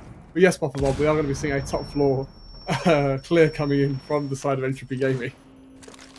Oh no, don't let this happen. A run out from Mercs, he's fighting for his life, and just in the nick of time, Rixie comes out on Repel, even taking a bit of damage. It seems like this MP7 was quite a blunder, but in the end, running out, you get one, you get taken out. It's a trade nonetheless, and although the value, a bandit for an ace, it's the perfect counter, you could call it. I don't know why Bandits felt the need to send himself RKO style out of the window. Hey ho, you know, he gets traded. It's not the end of the world, as you mentioned. The ace for the Bandit, you'll take that every day of the week. But this is where we've got Goyo here, still being very aggressive on Pixel. I think he's overstayed his welcome, it's fair to say, Papa Bob, as here comes the clear onto the top floor that we spoke about. Ooh, and Entropy now. They put themselves 2 onto the resume. These are just numbers for their KD. And Virifly feeling backed off, but Yugo, he's not one to back off. I'm telling you, this is probably one of the most aggressive players that Virifly have to offer. And he finds himself a double off of the verticality. You're fighting from below, but you slowly find yourself on top. This is the huge shot that we get from this Mozzie player. This is why you keep an eye on that 10p10 Roni, because even with a magazine such low on count, you get numbers, you get kills, you get that 4-1 in the third round. Huge. You equalize it out, and now Entropy need to back up. Yeah, the vert has been made, which is good at least, but bro, Yugo Kitty is the next stomping. As he's just popped off, killing people left, right, and center through the vert. But with 30 seconds left, there's a player low HP on both sides. Anything can happen if off the Bob as the nades start flying out. Here comes the execute. Oh, yes, it does. You're going into for the plant, and you find yourself in that corner. It's the perfect default, and now it's all down to Virifly to respond. Oh, the defense. You're in a position you really don't want to find yourself in. It's a pre-fire from Kitty, and I'm telling you, this is more than just a meow. This is no all bark, no bite. This is all bite and all scratch. It's all down to a 1v1, though. It's a down onto the gridlock, not finished out just yet. Gotta get that extra kill, you know, Massey. Not gonna leave him bloody on the floor. No, no, no. But we now need to reserve 7 seconds for this defuse. You're trying to find the head. You spotted it out for a second, but it's not peeking out for another time. This is not looking the grass, and the Rixie just needs to peek out. In the meanwhile, does so, finds damage, finishes through an Entropy with our first round. As for context, we are gonna be having a bit of a pause. So just, everyone, just... So you're not concerned why someone left? But yeah, that round could have gone... I guess just a nutty round. Kitty single-handedly has kept their team in the round as there's a 4v2 before they started popping off. So it's crazy stuff from them to keep the man count even after they lost that top floor control. Right here, these shots are naughty. You can't be doing things like this. As Yugo Kitty is having an absolute heater of a series right now as shutting down these top floor attackers.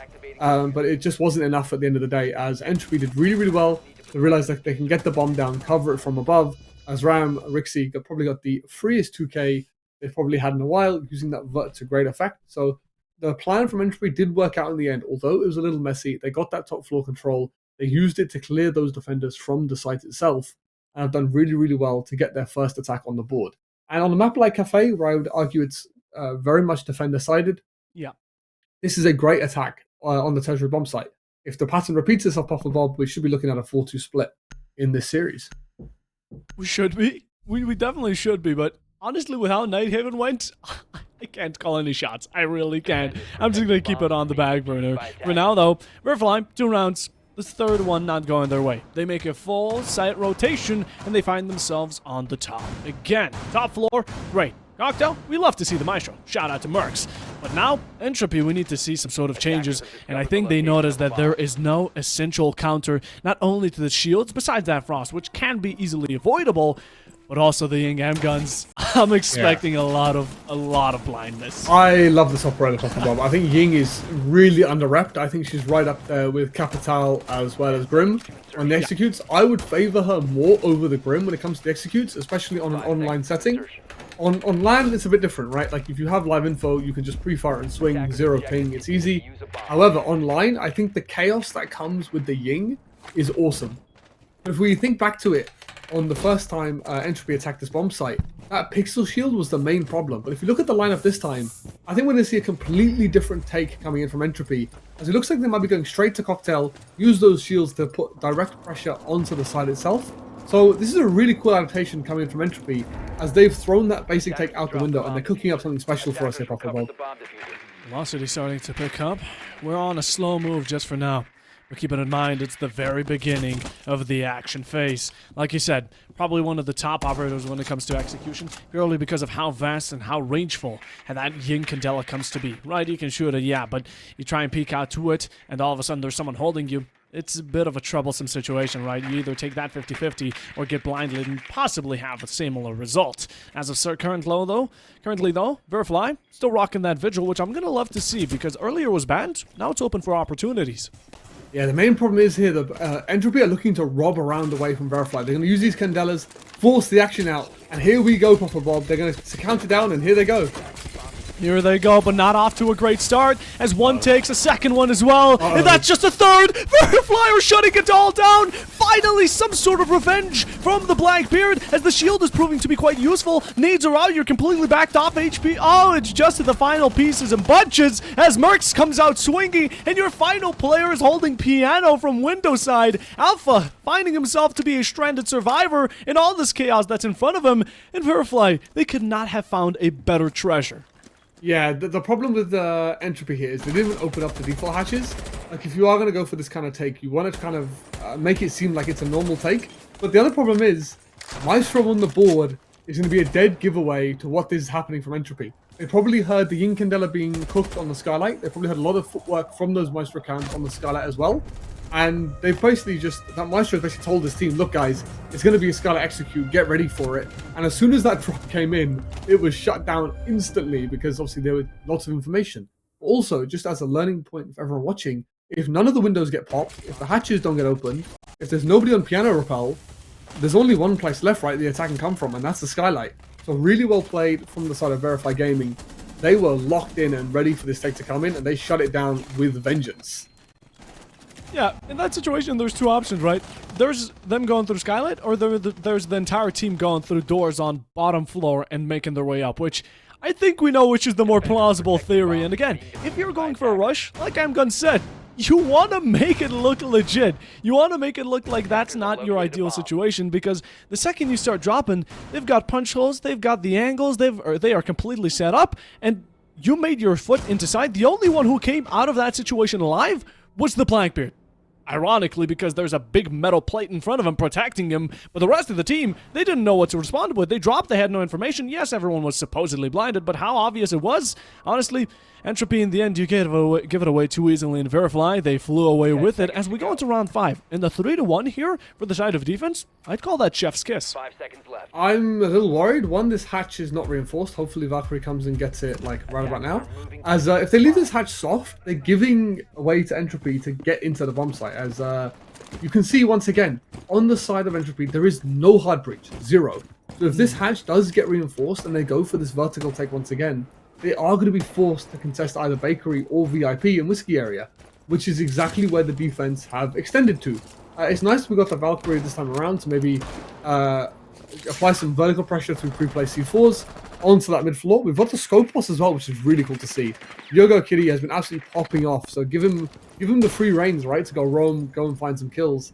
So we'll see if he can manage to cook anything with that operator. Maybe it's going to be cooking, it's going to be burning down the kitchen. All depends on how it goes. But for now, time is being wasted. That's what matters. That's what the roamer's job is. You know, kills are just a side job. And in the meanwhile, you go, put up some pressure, backed off onto site. Huge deal. Again, Virifly aren't ones to necessarily roam. You put a player on it just to make it seem like it. You bait them out. And Entropy now think there's someone on top. But all of a sudden, it's rotated all down back to site. While the Twitch is trying to find value, the Valkyrie herself is on top, but no shutdown. The Jackal isn't going to be finding much value here, and Virifly are still looking good. I was going to say, Entropy have done well once again. Minute 45 on the clock, you've got mid-4 control completely. It looks like they very much know they have mid-4 control as well, as Jackal's doing his job. Now that he's done his roam clear responsibilities, he's going to be the flank watch. There isn't really much use for him to do anything else, so he can use that scanner to make sure nobody comes up and flanks the rest of the team as they get this vertical control underway. But once again, Entropy, we need to see them actually force defenders into kill boxes so they can actually get use out of this vertical pressure that they've now managed to establish. Lawrence Jones as well coming out, trying to clear people out of their comfort zones. These lovely corners you've cozied yourself up into aren't going to be as cozy no longer when there's a Rotera right below you. And Bakery seems to be quite a promise here for Entropy, as they have struck gold, but for now not pushing into it fully just yet. Yeah, they've got the cameras as well to deny this push, as Yuakidin and Aruni are going to be holding in a great crossfire here, and this is the great thing. Skopos has no pressure to swing as he can play off the contact of the Aruni. It just seems like Entropy, once again, they don't know what they want to do once they get this vertical control. They're getting glimpses of defenders, and that's it. They're not getting any success over the vertical because of the extension. And with 30 seconds left, we need to see a push right now. Who's the first to hit the sack here? The fire is about to burn bright, and oh, who else than Rise to fuel those flames? Who's there to extinguish none other than Timoxy? When we talk about a Speak of the Devil, that's one, that's two! The Air claims, an Efla going up, but can we continue it down? 2 on 1, 3 on the other, and all of a sudden the diffuser isn't in your hands. That's the worst situation. Jackal drops Freezer, but it's being held, safeguarded. One into the corner, the other one Freezer side. The Warden has been hiding out, and the winners are going to be the defenders due to the fact that your diffuser was dropped alone, the player pushing in with no clue of where to go. Virifly take advantage, and they take away with it. Yeah, Virifly, in my opinion, got away with one there, as Entropy just decided to start walking in and going for the fights.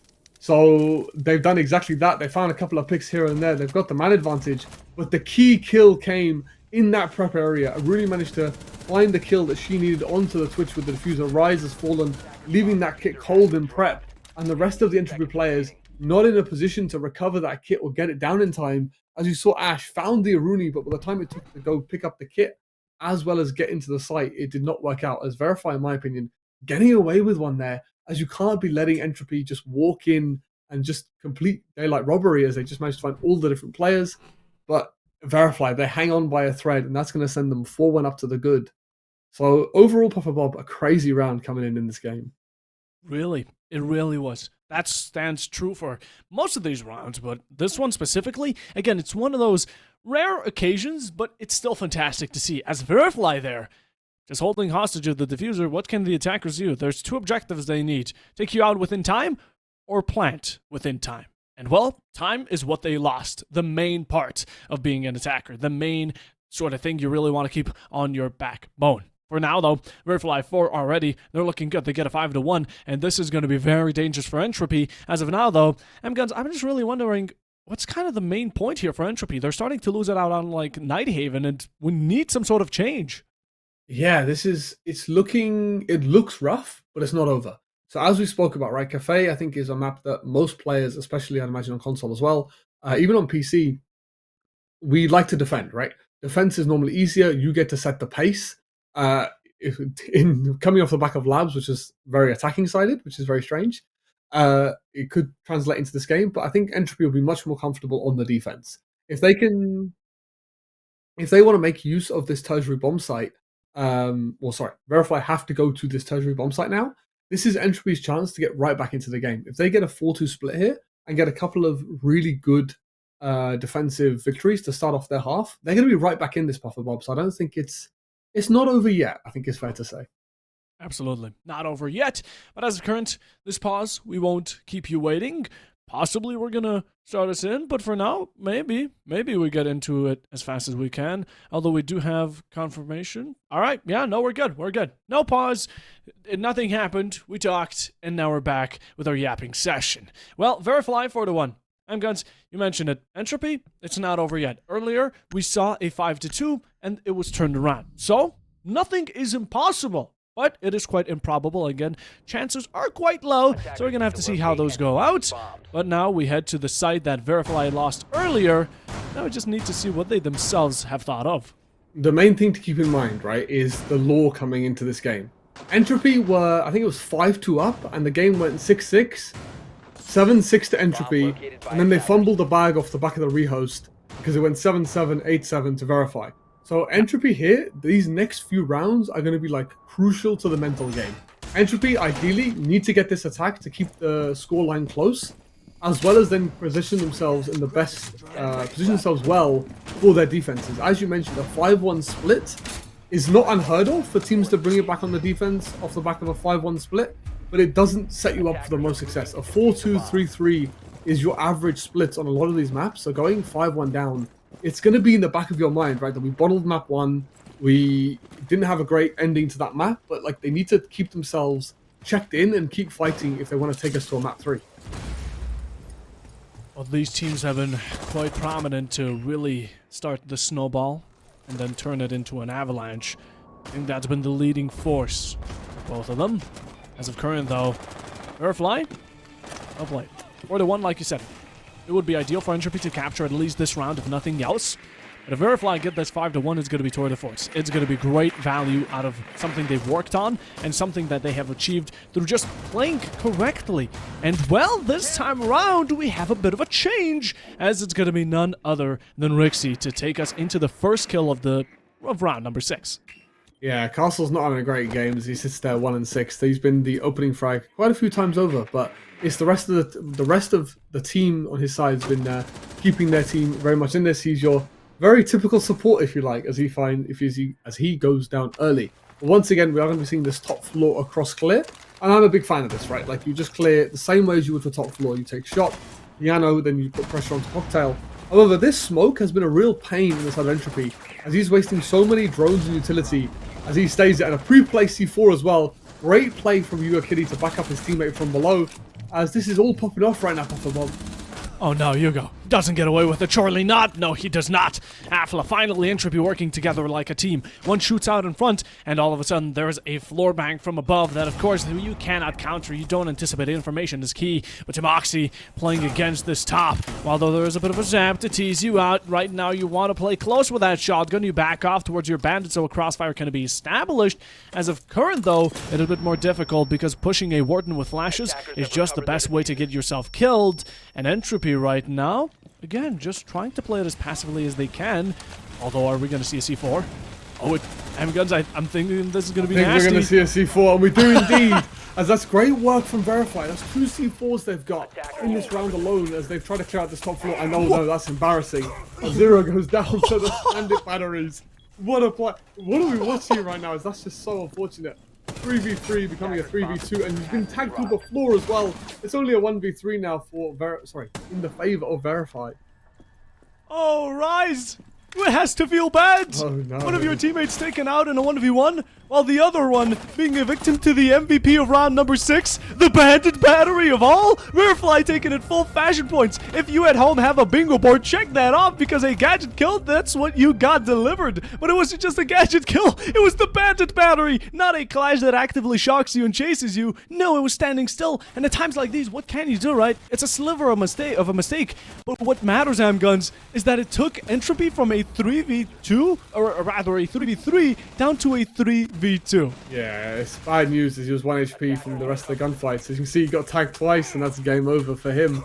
But I've got to give Verify really good credit. Whatever info they had, I think it was maybe a Mozzie drone on the top floor, has single-handedly kept them in the round. They had really good info on that top floor where the attackers were pushing, to be able to communicate to their team as well, like put the C4 here, get it there in time.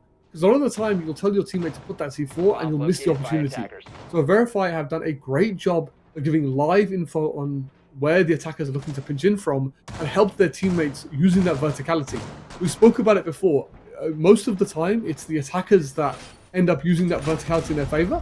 But Verify are showing a great class on how to use it for the defense as well. And as we said, now it's looking really dire, Puffer Bob, for the Entropy, as they need to get off into an even better start than we predicted if they want to keep themselves in this series. Look, we understand that this is a defense-sided map. We understand that this is not the same as PC, right? But in the end, a 5-1, it's definitely gonna be a bullet that Entropy need to bite down on, and they need to bite it hard. You could call it a hard pill to swallow, whatever terminology you want to use. It's not a good time. They're not having themselves a party. But Virifly, they're having cake tossed all around, and there's no peace for Entropy here to claim. Round 7. One more round here, you'll lose that Entropy, and you're playing against match point. Imagine that pressure. Imagine the burden they have to carry on their shoulder, just constantly thinking, one miss up, and we're up against a match point. I'm really curious what the Ram pick is for. As this is top floor, there's not a whole lot of verticality we can do with the Ram.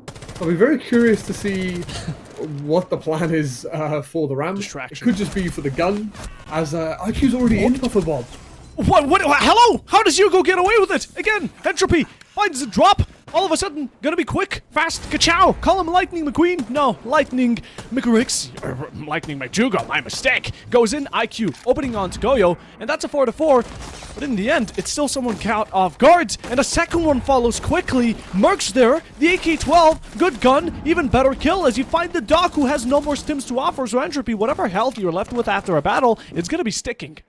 Yeah, Virifly somehow have done a great job to find these opening engagements as Hugo Kitty getting active, finding his one and getting traded, but Rise maybe over-peaking just a little bit as he falls as well. This could be a nice cheeky kill coming in as after we'll find one on the rappel. In a 3v3 now as we settle into this mid-round where anything is possible. Anything is possible. Even finding value out of that boogie drone from Ram. You know, might as well if we're already there. In the meanwhile, though, Virifly, headshots, you're peeking out a bit too much. Head checking isn't necessarily the best order of ideal. And Masty, he tells you the same, but all of a sudden we speak of him, and then Ram, the gadget that may not be the best in this current scenario, it's going to be down to Guns to talk instead of you, and let Guns lead the way because you have 2 players to take. A minute remaining. Time isn't an issue this time, surprisingly for attackers, but it's the fact that you have 2 to go up against and you don't have any clue where they could be. Yeah, the flashbangs are going to try and go out, try and isolate, force something to happen here. As Ram is left in the 1v2 situation, she's just baiting, see if she can catch one of these players out, see if she can catch them over peaking just a little bit. They seem to be set in their crossfire, which is exactly how she should be playing the situation. People peeking. Oh, but we're trying to work off of greed. Is Entropy going to be sinning themselves, or Virifly working off of it? No peeks just yet. Maybe a bit of jest here from the side of Tom, although no confirmation, and that's certainly a distraction if we were to call it, but you have 20 seconds here, you need to be quick on the move, time flies by, and so will your head if you don't actually hit your shots. Come on, you swing around, you're expected, the Wamai, his head is taken off, served on a platter, the last one, Malusi, you know where she is, and Betsy, he gets away with it! So much that was given for Entropy, but they drop it as Virifly just go off onto match point, a 6-1, are we seriously going down this line? We were speaking about on the defense how the rest of his team were carrying the burden. He was the true support.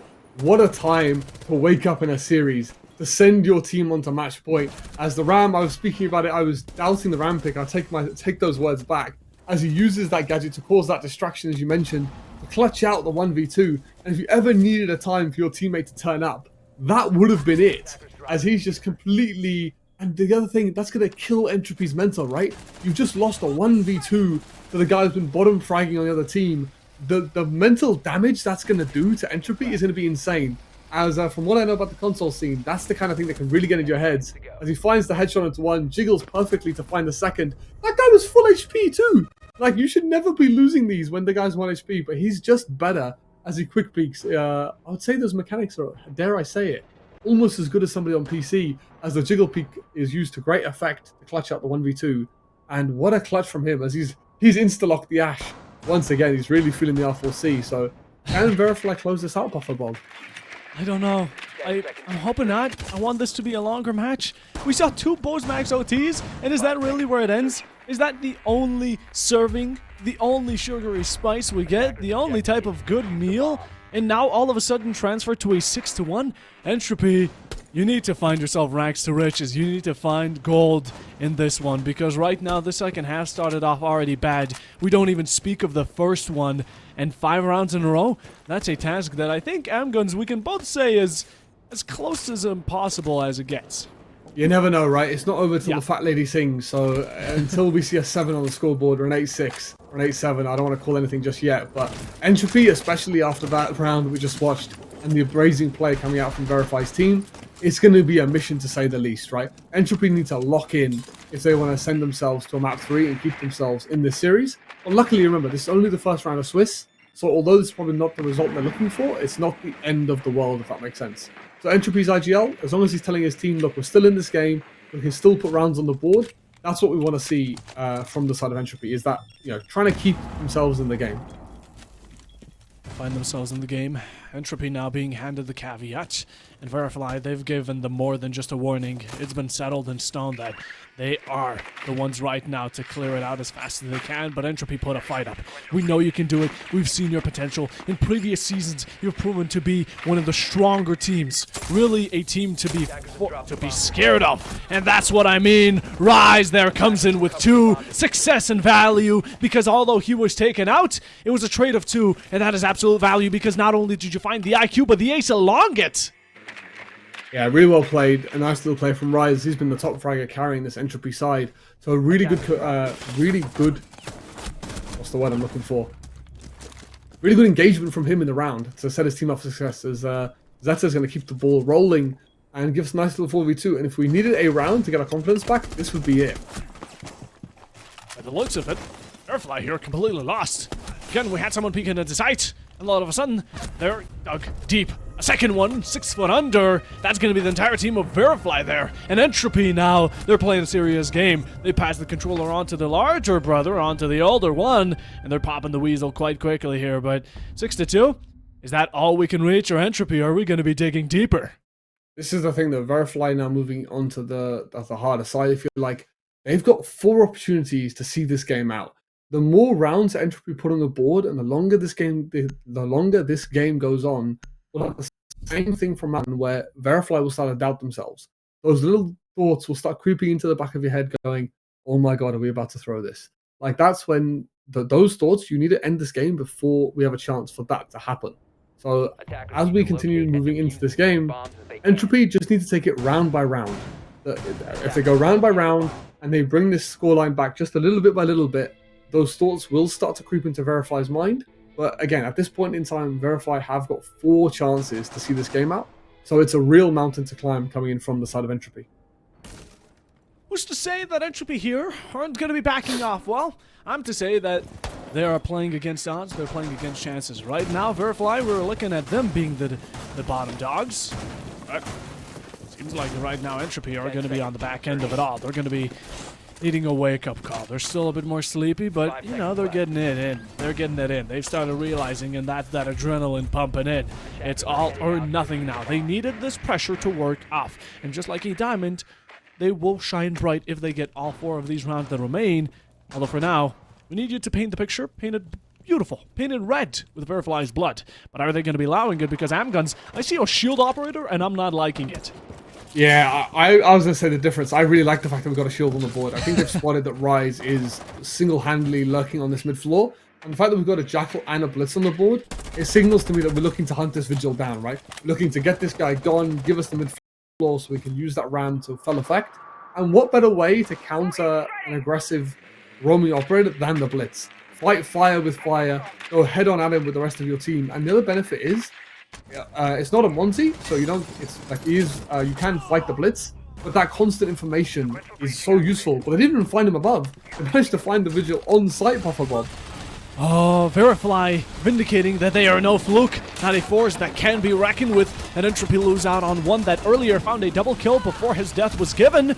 That's something that we don't like to see right now, Entropy. That's only 1 loss, but let's return it. Let's return it. That's completely fine. It's a slap on the wrist, and now that's what we look to see. The 416 coming in handy, taking out to Moxie. It's going to be the Jackal. Even though there isn't a rope presence, it's a gun taken off, and Fragmentation is going to be running low for Virifly if they keep it up.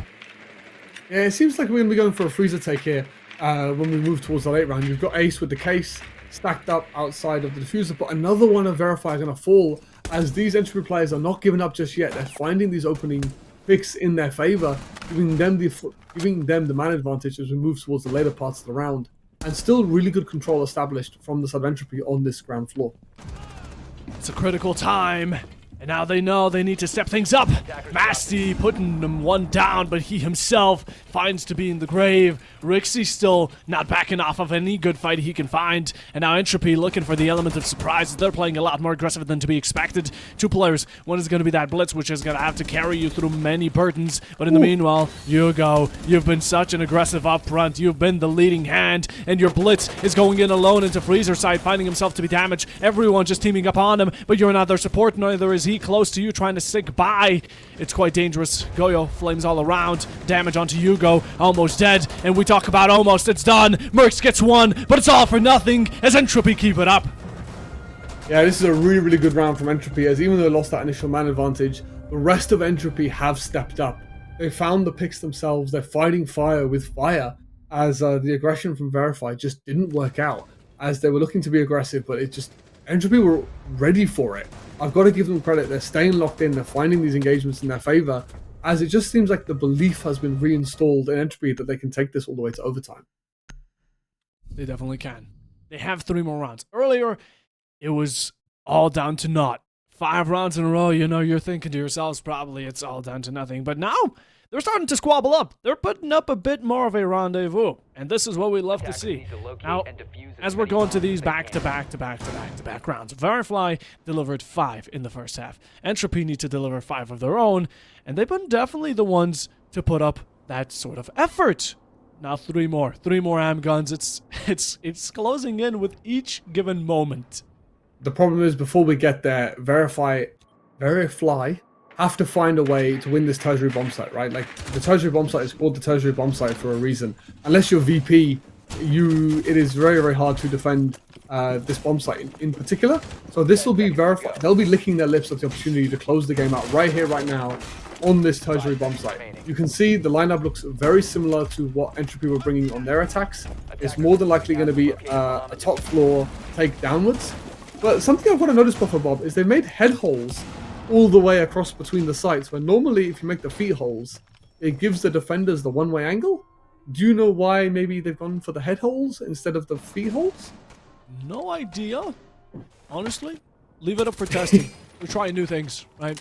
It's a time of trying new things. Maybe, again, it's a thing that catches Virifly off guard, something they're going to look at and be, something's wrong, that we don't really want to peek into it, and you don't want to peek into Half-Lad because he has an obvious answer for you. He's the Grim Reaper. He has the sight in left hand, and you're a kill on the right, as suddenly your Ash is taken off board Virifly.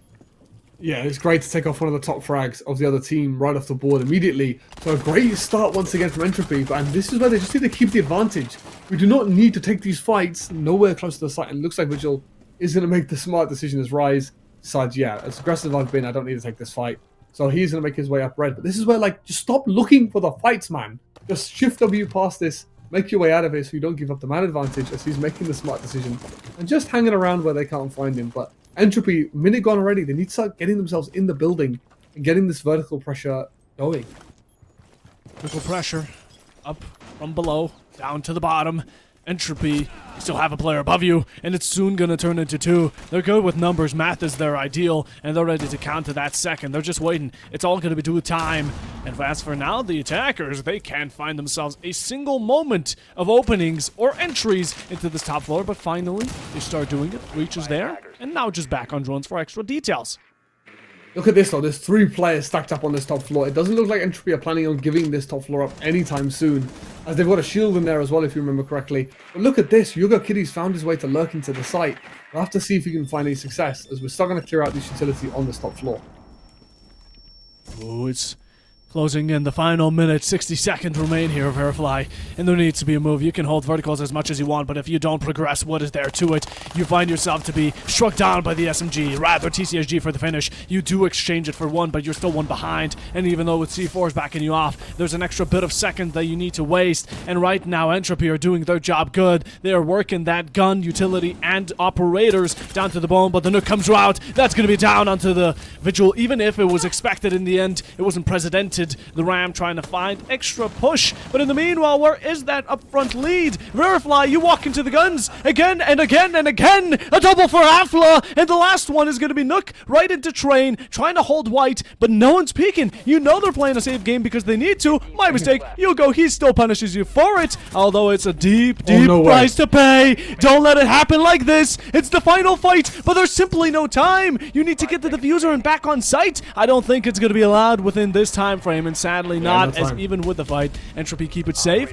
But still, guns. Those two last kills really had me on edge for a second. Bro, Yuakitty was waiting for the opportune moment to find his way onto site, but unfortunately his team never got that far.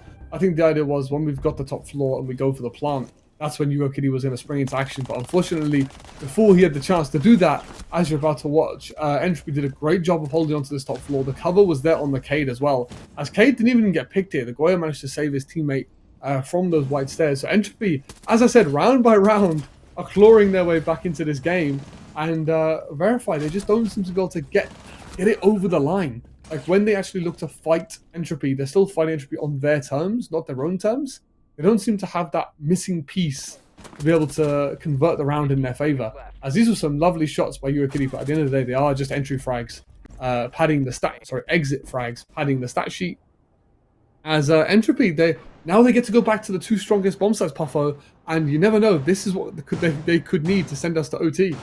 2 more rounds. Virifly, you need to put down the final destination. Entropy, they keep on going down the road, and there is no roadblock to stop them. Virifly, where is it? Put it down. Be some sort of way of stopping them. It's been going on for 3 rounds, but Entropy are still looking strong, and they're not shutting off. In the end, the 3v1 was brought down to a 1v1. That was simply complimentary kills, or just a bit of extra fun. But in the end, it came down to a saved game of the diffuser, and yet again, Entropy earlier on the attack, they themselves lost to a similar round where the diffuser was stuck in kitchen prep.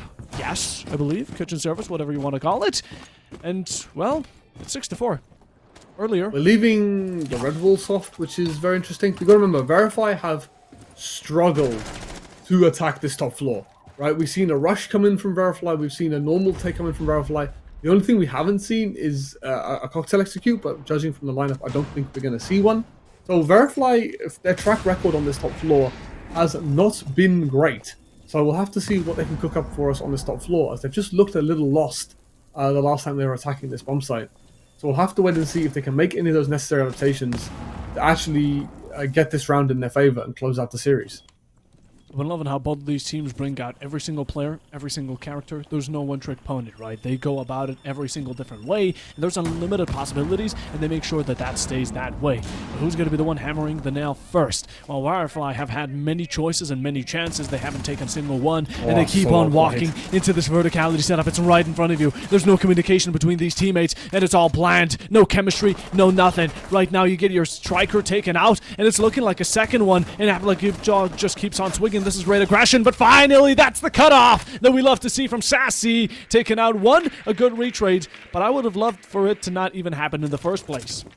Yeah, I'm not sure how the ace has not seen the floor blow up right in front of him and warned his teammate about it, but it is what it is. They get the trade, so it's not the end of the world.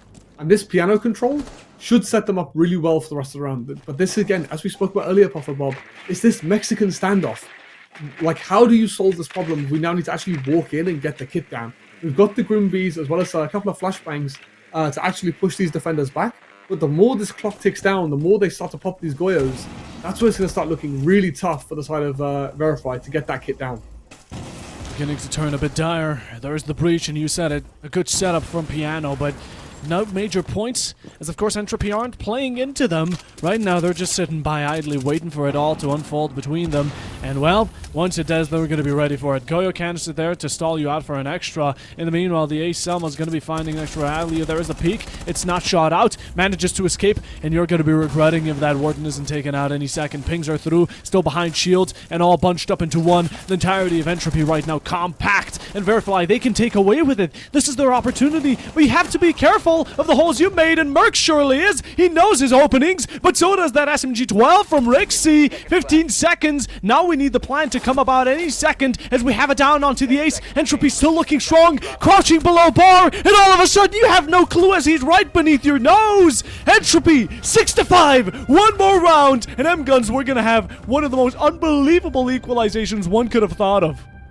Yeah, we're going to round 12, and Virifly just cannot seem to convert this match point into a map win to close out the series. But I don't understand the decision to go deep. There's no... Yes, there's footholes on trash, which can deny the trash plant, but you've got 3 people alive to be able to hold it.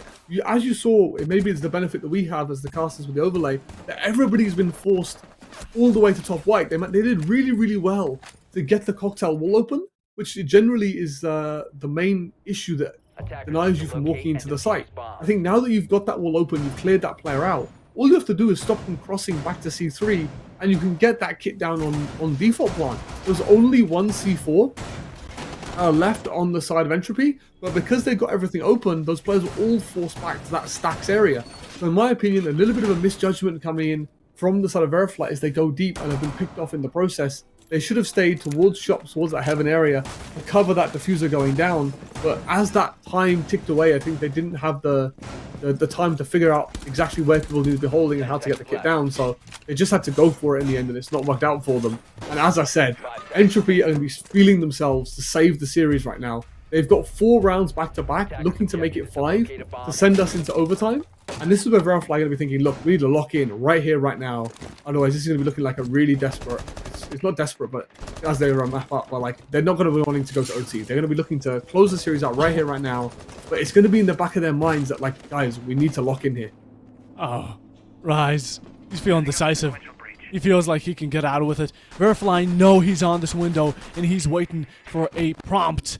Wamai swings. There's that information. Rise doesn't commit. Playing it safe and sound. This is your last chance here, Virifly. You take it within regulation and repeat the score you did last time against them. It was 7-5 on Cafe for first time they played against each other. Will it be for a second? It's certainly heading in towards that way, as that's one from Timoski, but the Blitz runs in, and he's found dead. A victim shot in the Bronx. An opening here from Entropy, and a second one with a C4. Virifly are letting it all slip away within a matter of seconds, and yet again, they're down a player. Yeah, this again, it's the great entry work from Entropy. They're doing so well to find these opening engagements in their favor, as the Wamai's managed to escape with his life too. And this is what Entropy Gaming, all they have to do is sit back and relax and let these remaining attackers come to them. We might see a little trade onto the pulse here as IQ putting that scanner to work. But something to mention is, although Entropy are bringing these rounds back, Rise has actually had not a lot to do with them. Like, Entropy are basically winning these rounds 4v5, which is a very scary thought, because if Rise starts warming up back into the series, they could start to run away with this. We've rolled the dice many times. Entropy have found 20, 20, 20. Natural 20s. They've collected, have got away with them. But I'm not necessarily calling it luck. They play their cards correctly. Like I said, if this may be their trump card, if they weren't playing seriously, whatever it may happen, the warm-up is through, and now it's time for Virifly to return some sort of result. You're on the attacking side. Again, time, virtue, save it, please. But in the meanwhile, play together. Why are we having 3 players go off in complete separate parts of the map? It's probably because of the fact that they're looking for 1v1s, which would save them. Well, we've seen the situation many times. Unless Entropy are certain they can get away with it, they will not be offering up bodies. This pulse is still on his scanner, by the way. I think he spotted out this player's right here as Warden's going to look to get aggressive, try and find this opening kill. He's actually going to lose that. He does. The trade is there, though, from the pulse, which is great work, as they are going to flood into this VIP area. Now, Virifly, you've seen a resistance. It's not finalized, though. And come on, you don't have the diffuser. Not again. Don't let it happen like this. Is this really how you bring it over to overtime? Are we going to have another Bose? The third one for today? Is this really how close it gets? Well, Entropy have definitely proven that they are more than a team worthy of going up against you. But now it's down to this round. You go Freezer, one-dimensional. That's the best way to describe it. And people are playing close. You have no way to approach it. But Kitty comes in. Kitty Cat. And with it, that's another big clue. Get the defuse down. You're playing it close. Well, my right behind half wall, or rather counter ready to peek. One holding Freezer, but you're not protecting correctly. And like it, Entropy take it away because the diffuser again is dropped and no time remains. They have gotten away with this for the second or third time, and we're going overtime. We're actually going all the way to OT. Virifly somehow have managed to not win 5 rounds back to back. So Entropy, we said it was a mountain to climb. They have now climbed that mountain and taken us all the way into OT. But Virifly, this being their map pick, they are going to choose defense as the OT side, which I would say favors them. And I've got to give Entropy credit here. This is a great time to take attack timeout, right? If you get this first attack on OT, all you have to do is win a defense. They've just won 5 back-to-back. So if they can somehow steal this round away from Virifly, they're going to be in prime time position to send us to that map 3. And Virifly, if you remember back, I believe they went top floor first. And that's where Entropy, they went with that take where they sent the buck in below. They tried to work their way with the buck into the site itself, and it didn't really work out for them. So Entropy, this is a great time to take attack timeout. Try and figure out what you did wrong and where you can adjust to get this round in your favor.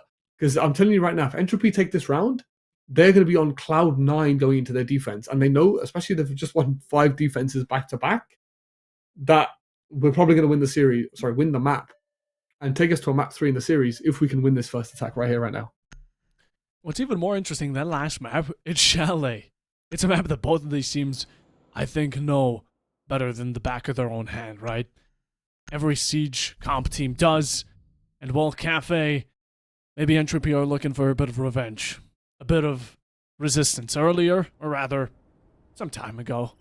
In Qualifier 4 of ESA, they lost against Virifly. They're looking for vengeance, and they're looking to get it out very sweetly, because 5 rounds in a row is crazy. That is fantastic to see, and although Virifly, I have no clue how they won out the first round in the second half, but then 5 just completely gone in a matter of seconds. Although good for Entropy here, I think they're pretty hyped up right now, and like we said, once that passion starts burning, it's really hard to extinguish it. And I have to give a shout out to the side of Entropy. They've brought a Ying. We spoke about earlier how they were missing that key piece of the puzzle to unlock the attack. I'm really hoping we see the Ying used to good effect to break the deadlock. Especially on this top floor, the Mexican standoff has been the biggest problem neither team has been able to solve. In this case, we just Ying everything, we just full send it, we cause some carnage, and we go from there. We saw the Ying used to not great effect last time because they tried to rush through the Skylight. But if we can use the Ash charges, as well as just the Ash charges apparently, to clear some of these Maestro cams and get rid of that info, when those Ying Candelas come in, they can cause absolute pandemonium to help the attack get that diffuser down. Endgame is really approaching. This is the beginning of the end here for both of these teams. Now, not as much for Virifly if they lose it out, because Chalet still sticks around. But Entropy, you don't claim this, and it's done. All of these fights that you've been putting up, all of these close matches, all for nothing. Oh, we're about to hot breach in, we are. Yep. I've got to touch you there as we're hot breaching in. Oh, it doesn't work. Oh no. He's bumped into the barricade before it's exploded, which is very unfortunate. As the Lion scan goes out. So it was some kind of rush that we were looking to make happen here. As Lion's made his way in, and the kills are all flying Entropy's way here, as it looks like this pocket strat has worked out beautifully for them, Puffo Bob. Oh no! It's all going wrong here for Virifly! They had it in their hands! But Entropy with a rush that even at the very beginning looked comical as the Ash crashed down onto the barricade with not precise timing! They get match point! We've seen this, a repeat, 7-6! Onto the side of Nighthaven, and now it's 7-6. After 5 rounds in a row, they keep it up over to overtime. They transfer it 7 rounds in a row now going, or rather 6 rounds in a row, going strong for the side of Entropy. And this is what chaos looks like, ladies and gentlemen. And I've got to give credit to Twister, who was at the T2 finals. Entropy have just taken a Twister timeout. If you don't know what that means, Twister, one of the T1 coaches for Secret, he is known for timing his tag timeouts to perfection. And that's exactly what Entropy have done. They've cooked up the most bespoke pocket strat I think I've ever seen to perfectly counter Virifly's defense on the top floor and unlock this game for them. We spoke about how they were missing that key to unlock the defense, and in that tag timeout, whoever's just come up with the call to go direct, go fast, to rush this from all places, to hot breach it, absolute genius. As he has now completely unlocked this game for his team. As Entropy, as we just spoke about it, they got 5 rounds back to back, and Virifly have not looked good at all attacking this bottom floor. It's been a shambles on the side of Virifly, as they've not had any success. So Entropy on this match point of their own now, for the first time in this game, being ahead in the map, might be taking us all the way, Papa Bob, to that Chalet game. The ultimate retaliation from Entropy. This is the main event here we're loving to see with Virifly. What the absolute... You know, Entropy said, F it, we ball. We ball, we're ready to bury the hatchet. But not on the side of Virifly. We take this map, and we're taking Chalet home as well, because this cup, this ticket, it's ours to claim. And attempted, I guess we could call it late spawn peek there, or rather just peek through the window onto the outside, unsuccessful. And Virifly now, looking for some usage of that blitz yet again. I'm really surprised, Puffer Bob, as Virifly on this basement site have not changed the lineup once. We've got no vert this time, no buck, no ram, nothing of that nature to get the vert going. Once we take this mid floor, as Whammy's going to try and gobble up all of these drones while he can, as he's actually going to make a really smart adaptation. He's going to go top floor too, to waste even more time, as I think they know as this blitz is on the hunt now. But this is really well played from Wise. He's going to waste so much time on this top floor. Or maybe not. What? Oh, he's insane! Zeta, he gets it! Even when he's being chased down! A full pack after him! Okay, Timixy finally brings him down, but look! You said it, M-Guns. He not only wasted time, but the Blitz being the first one to drop, and now he's second for Rixie. Virifly, again finding themselves on low chances as Rides finds another, and all down to Hugo and the side of Sassy, as it's all down to this microwave to scout them out. The bald man on the lookout, while Entropy, the thriving gold, it's about to be 8-6 if these attackers don't change their pace. I think you'll trade a 1 mile for the blitz any day of the week, as Virifly just cannot seem to get any joy out of this blitz. Like, they just can't seem to deal with the early aggression that Entropy keep bringing round to round, and that's what's given them so much success on this defense. But I've got to say, we've got a Blackbeard available, as Kitty's going to find one back though. The game is not over until if Kitty's still in the lobby, Puffer Bob. We have a Blackbeard available. It's Sassy off of the head holes. He gets Tom. Now it's 2v2. How does this happen? Entropy, no way. No absolute way. You still have a C4. You could utilize that. But what matters here are these 1v1s. And we have information being dumped from the side of Virifly. So many yellow pings. Nomad air jab. While the warden is keeping you hostage by Harry Potter. You're below those stairs. You move up just as he looks away. Timing could not be perfect. And these attackers need to utilize this. Please use this to your advantage. This is the time to bring it back. Third Bose Max OT. Do we get it? Back to back to back. Maybe, but the drone is there. 20 seconds, you have the diffuser. It's a situation like any we have seen, and the narrative is starting to pivot. That's one onto the warden, but he comes from the side of the further back. It's the final gunfight, and he fights it with the SMG-11. This is unbelievable. I mean, well played to the mute, right? The jammer came in clutch to stop the info on his position coming out as he 1v-X's, 1v2s to send his team to Chalet. As this is going to be going all the way to map 3, boys and girls. As what a performance from Entropy Gaming, as they take 5 rounds to the good and then win it flawlessly in OT. As look at the scoreboard as well. Afla coming huge for his team, dropping 16 kills across the map. As this got a little bit desperate, as Kitty found one, as Nomad found another, it became a 2v2. It got a little bit dicey, a little bit more risky than it needed to. But Entropy Gaming have clutched it out and will be sending us to Chalet. As this absolute carnage in the ESA League today. 7 rounds in a row. Moly. 7 rounds in a row. I'm shocked. It's nuts. That is nuts. How, from a 6-1, they even won 6 after losing that one, and then 7 rather, a return. That is beyond my comprehension. And even this final phase, a 2v1 Am-Guns, a 2v1, and all you needed to do was watch each other's back, but no.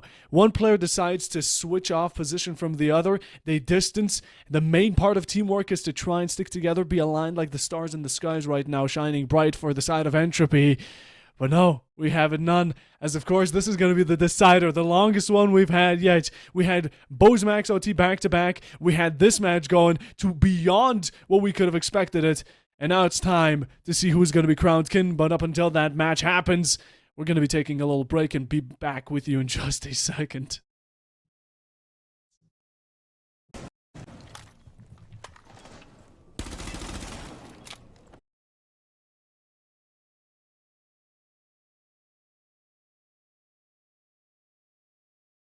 Hey, welcome back everybody. We are back finally with the map 3 of Virifly versus Entropy Gaming on Chalet. And as you might notice, Entropy are 4-0 up.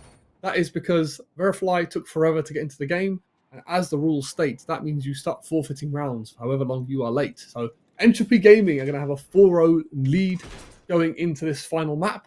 And Virifly, from the get-go, have already got a mountain to climb. Entropy are going to be very happy with this advantage, and they're going to be going to basement first. Chalet is one of these only maps where all 4 sites are viable. It very much depends on your preference as a team, what sites you want to go to, Puffer Bob. And we're going to basement first, I believe, Puffer. So what are you looking at when you see this lineup that Entropy are bringing? Well, firstly, I see Entropy coming out with a site that isn't necessarily common. Although, you know, it is team preference. On Clubhouse or on Chalet, at times on any map rather, teams can pick the 30 sites that they like most. And Chalet is probably the one that has the best universal sites. You can pick any and you should be good with it as long as you're comfortable on it. But the one thing that we are spotting that, yeah, it's going to be this 45. That's going to be quite a rough one here for Virifly to fly away with. As of current, though, they're looking for the opening. That's going to be their main lead. They get this 4v4 and then they play on as if it were from square one. Although 4 rounds against the Virifly right now, they're up against a lot, and hopefully they're going to make the most of it, as there is the quick death mark onto the Mozzie, and there is a quick death coming in from the hands of Afla. Yeah, Virifly not getting off to the best of starts, and I'm not sure why Deimos is pushing into Library all on his own, when the rest of his team are all stacking up towards the Strange side, but Yugo Kitty's going to kick off all the action for us, Puffer Bob, as it seems like Yugo Kitty is doing Yugo Kitty things. If you count blowing up as one, there's the C4, delivering an extra coup de grace. 2 more remain, and one of them here, Amguns, is going to be the execution operator. Really that judgment day coming in when the young Candela start popping. But up until we have the execution through, there's only 2 players, and there's 4 you have to match up against. Yeah, this is not ideal for Virifly, as they're now in a 4v2, as you mentioned, rather than a 4v5 because of all the drama that took place before the game. But now that the game is underway, it seems like Virifly is just chalked this first round, as they are losing these gunfights one by one. That execute operator you mentioned, not even getting an exit frag on his way out, as Entropy Gaming are going to take us 5-0 up, as they get the first round on the board. A complimentary kill for the side of Virifly. They got one, but in the end it was down to a 2v4. And in the end, both of your operators could not handle the heat as it burned you down, and that's a 0-5 already. It's quite an issue, right? You talk about time as an attacker. What about time when you want to start in the match? Being a bit late at times does end up being a catalyst to your enemy team, and Entropy right now 0-5 already, and they're working off of a 4v5. They are looking to pull you into this horror movie, and it's about to be a flawless if nothing is changed. Like we said, adaptation we can expect it. But Virifly, the chances and odds, Amguns, correct me if I'm wrong, but are extremely low. Yeah, this is, as we said, for Entropy in the last map when they were 5-1 down. They had a mountain to climb to bring us back. Oh, sorry, it was 5-1 down is correct. And then they bought 7 rounds back-to-back to take themselves into the game. Virifly in now a 4v5 need to figure out how to get themselves back into this game if they're looking to send themselves to the upper side of the Swiss bracket. The good thing is that, you know, if you do lose this game, it's not the end of the world. You're looking for 3 direct wins, so 3 back-to-back wins qualifies you directly into playoffs. There's still a way through the lower side of the Swiss bracket to qualify for those playoff spots. So it's not the end of the world for Virifly. We're going to have to wait and see how seriously Virifly want to take this. It looks like Dokubi is speedrunning her way into the map, as she's probably been told off, and is going to back out the other way. So we'll have to wait and see, Puffer Bob, how Virifly want to try and make this happen. Virifly verify themselves a single round, or will Entropy be there to deny them in their track?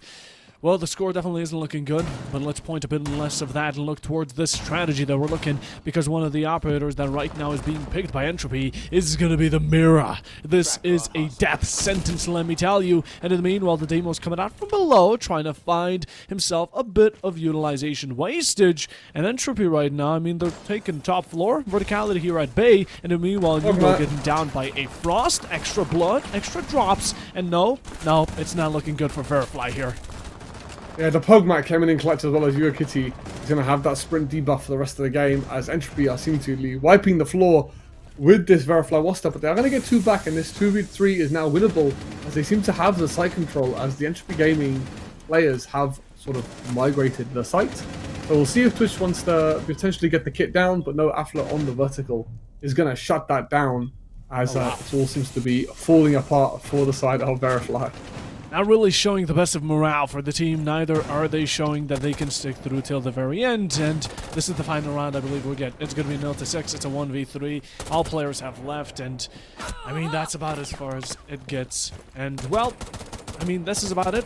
There's not much Virifly can do here. They've given up. They have definitely put down, or rather slid up the white flag here. They're just going for commemoration kills. They're going for whatever they can. But Entropy here, I mean, it's nothing. It's nothing for them. They end up winning it out. And even though that first map wasn't the best, that second map really took a fatal blow over to the side of Virifly, especially their mental. And Entropy here take it away because it's essentially a forfeit, and M-Guns, it's done.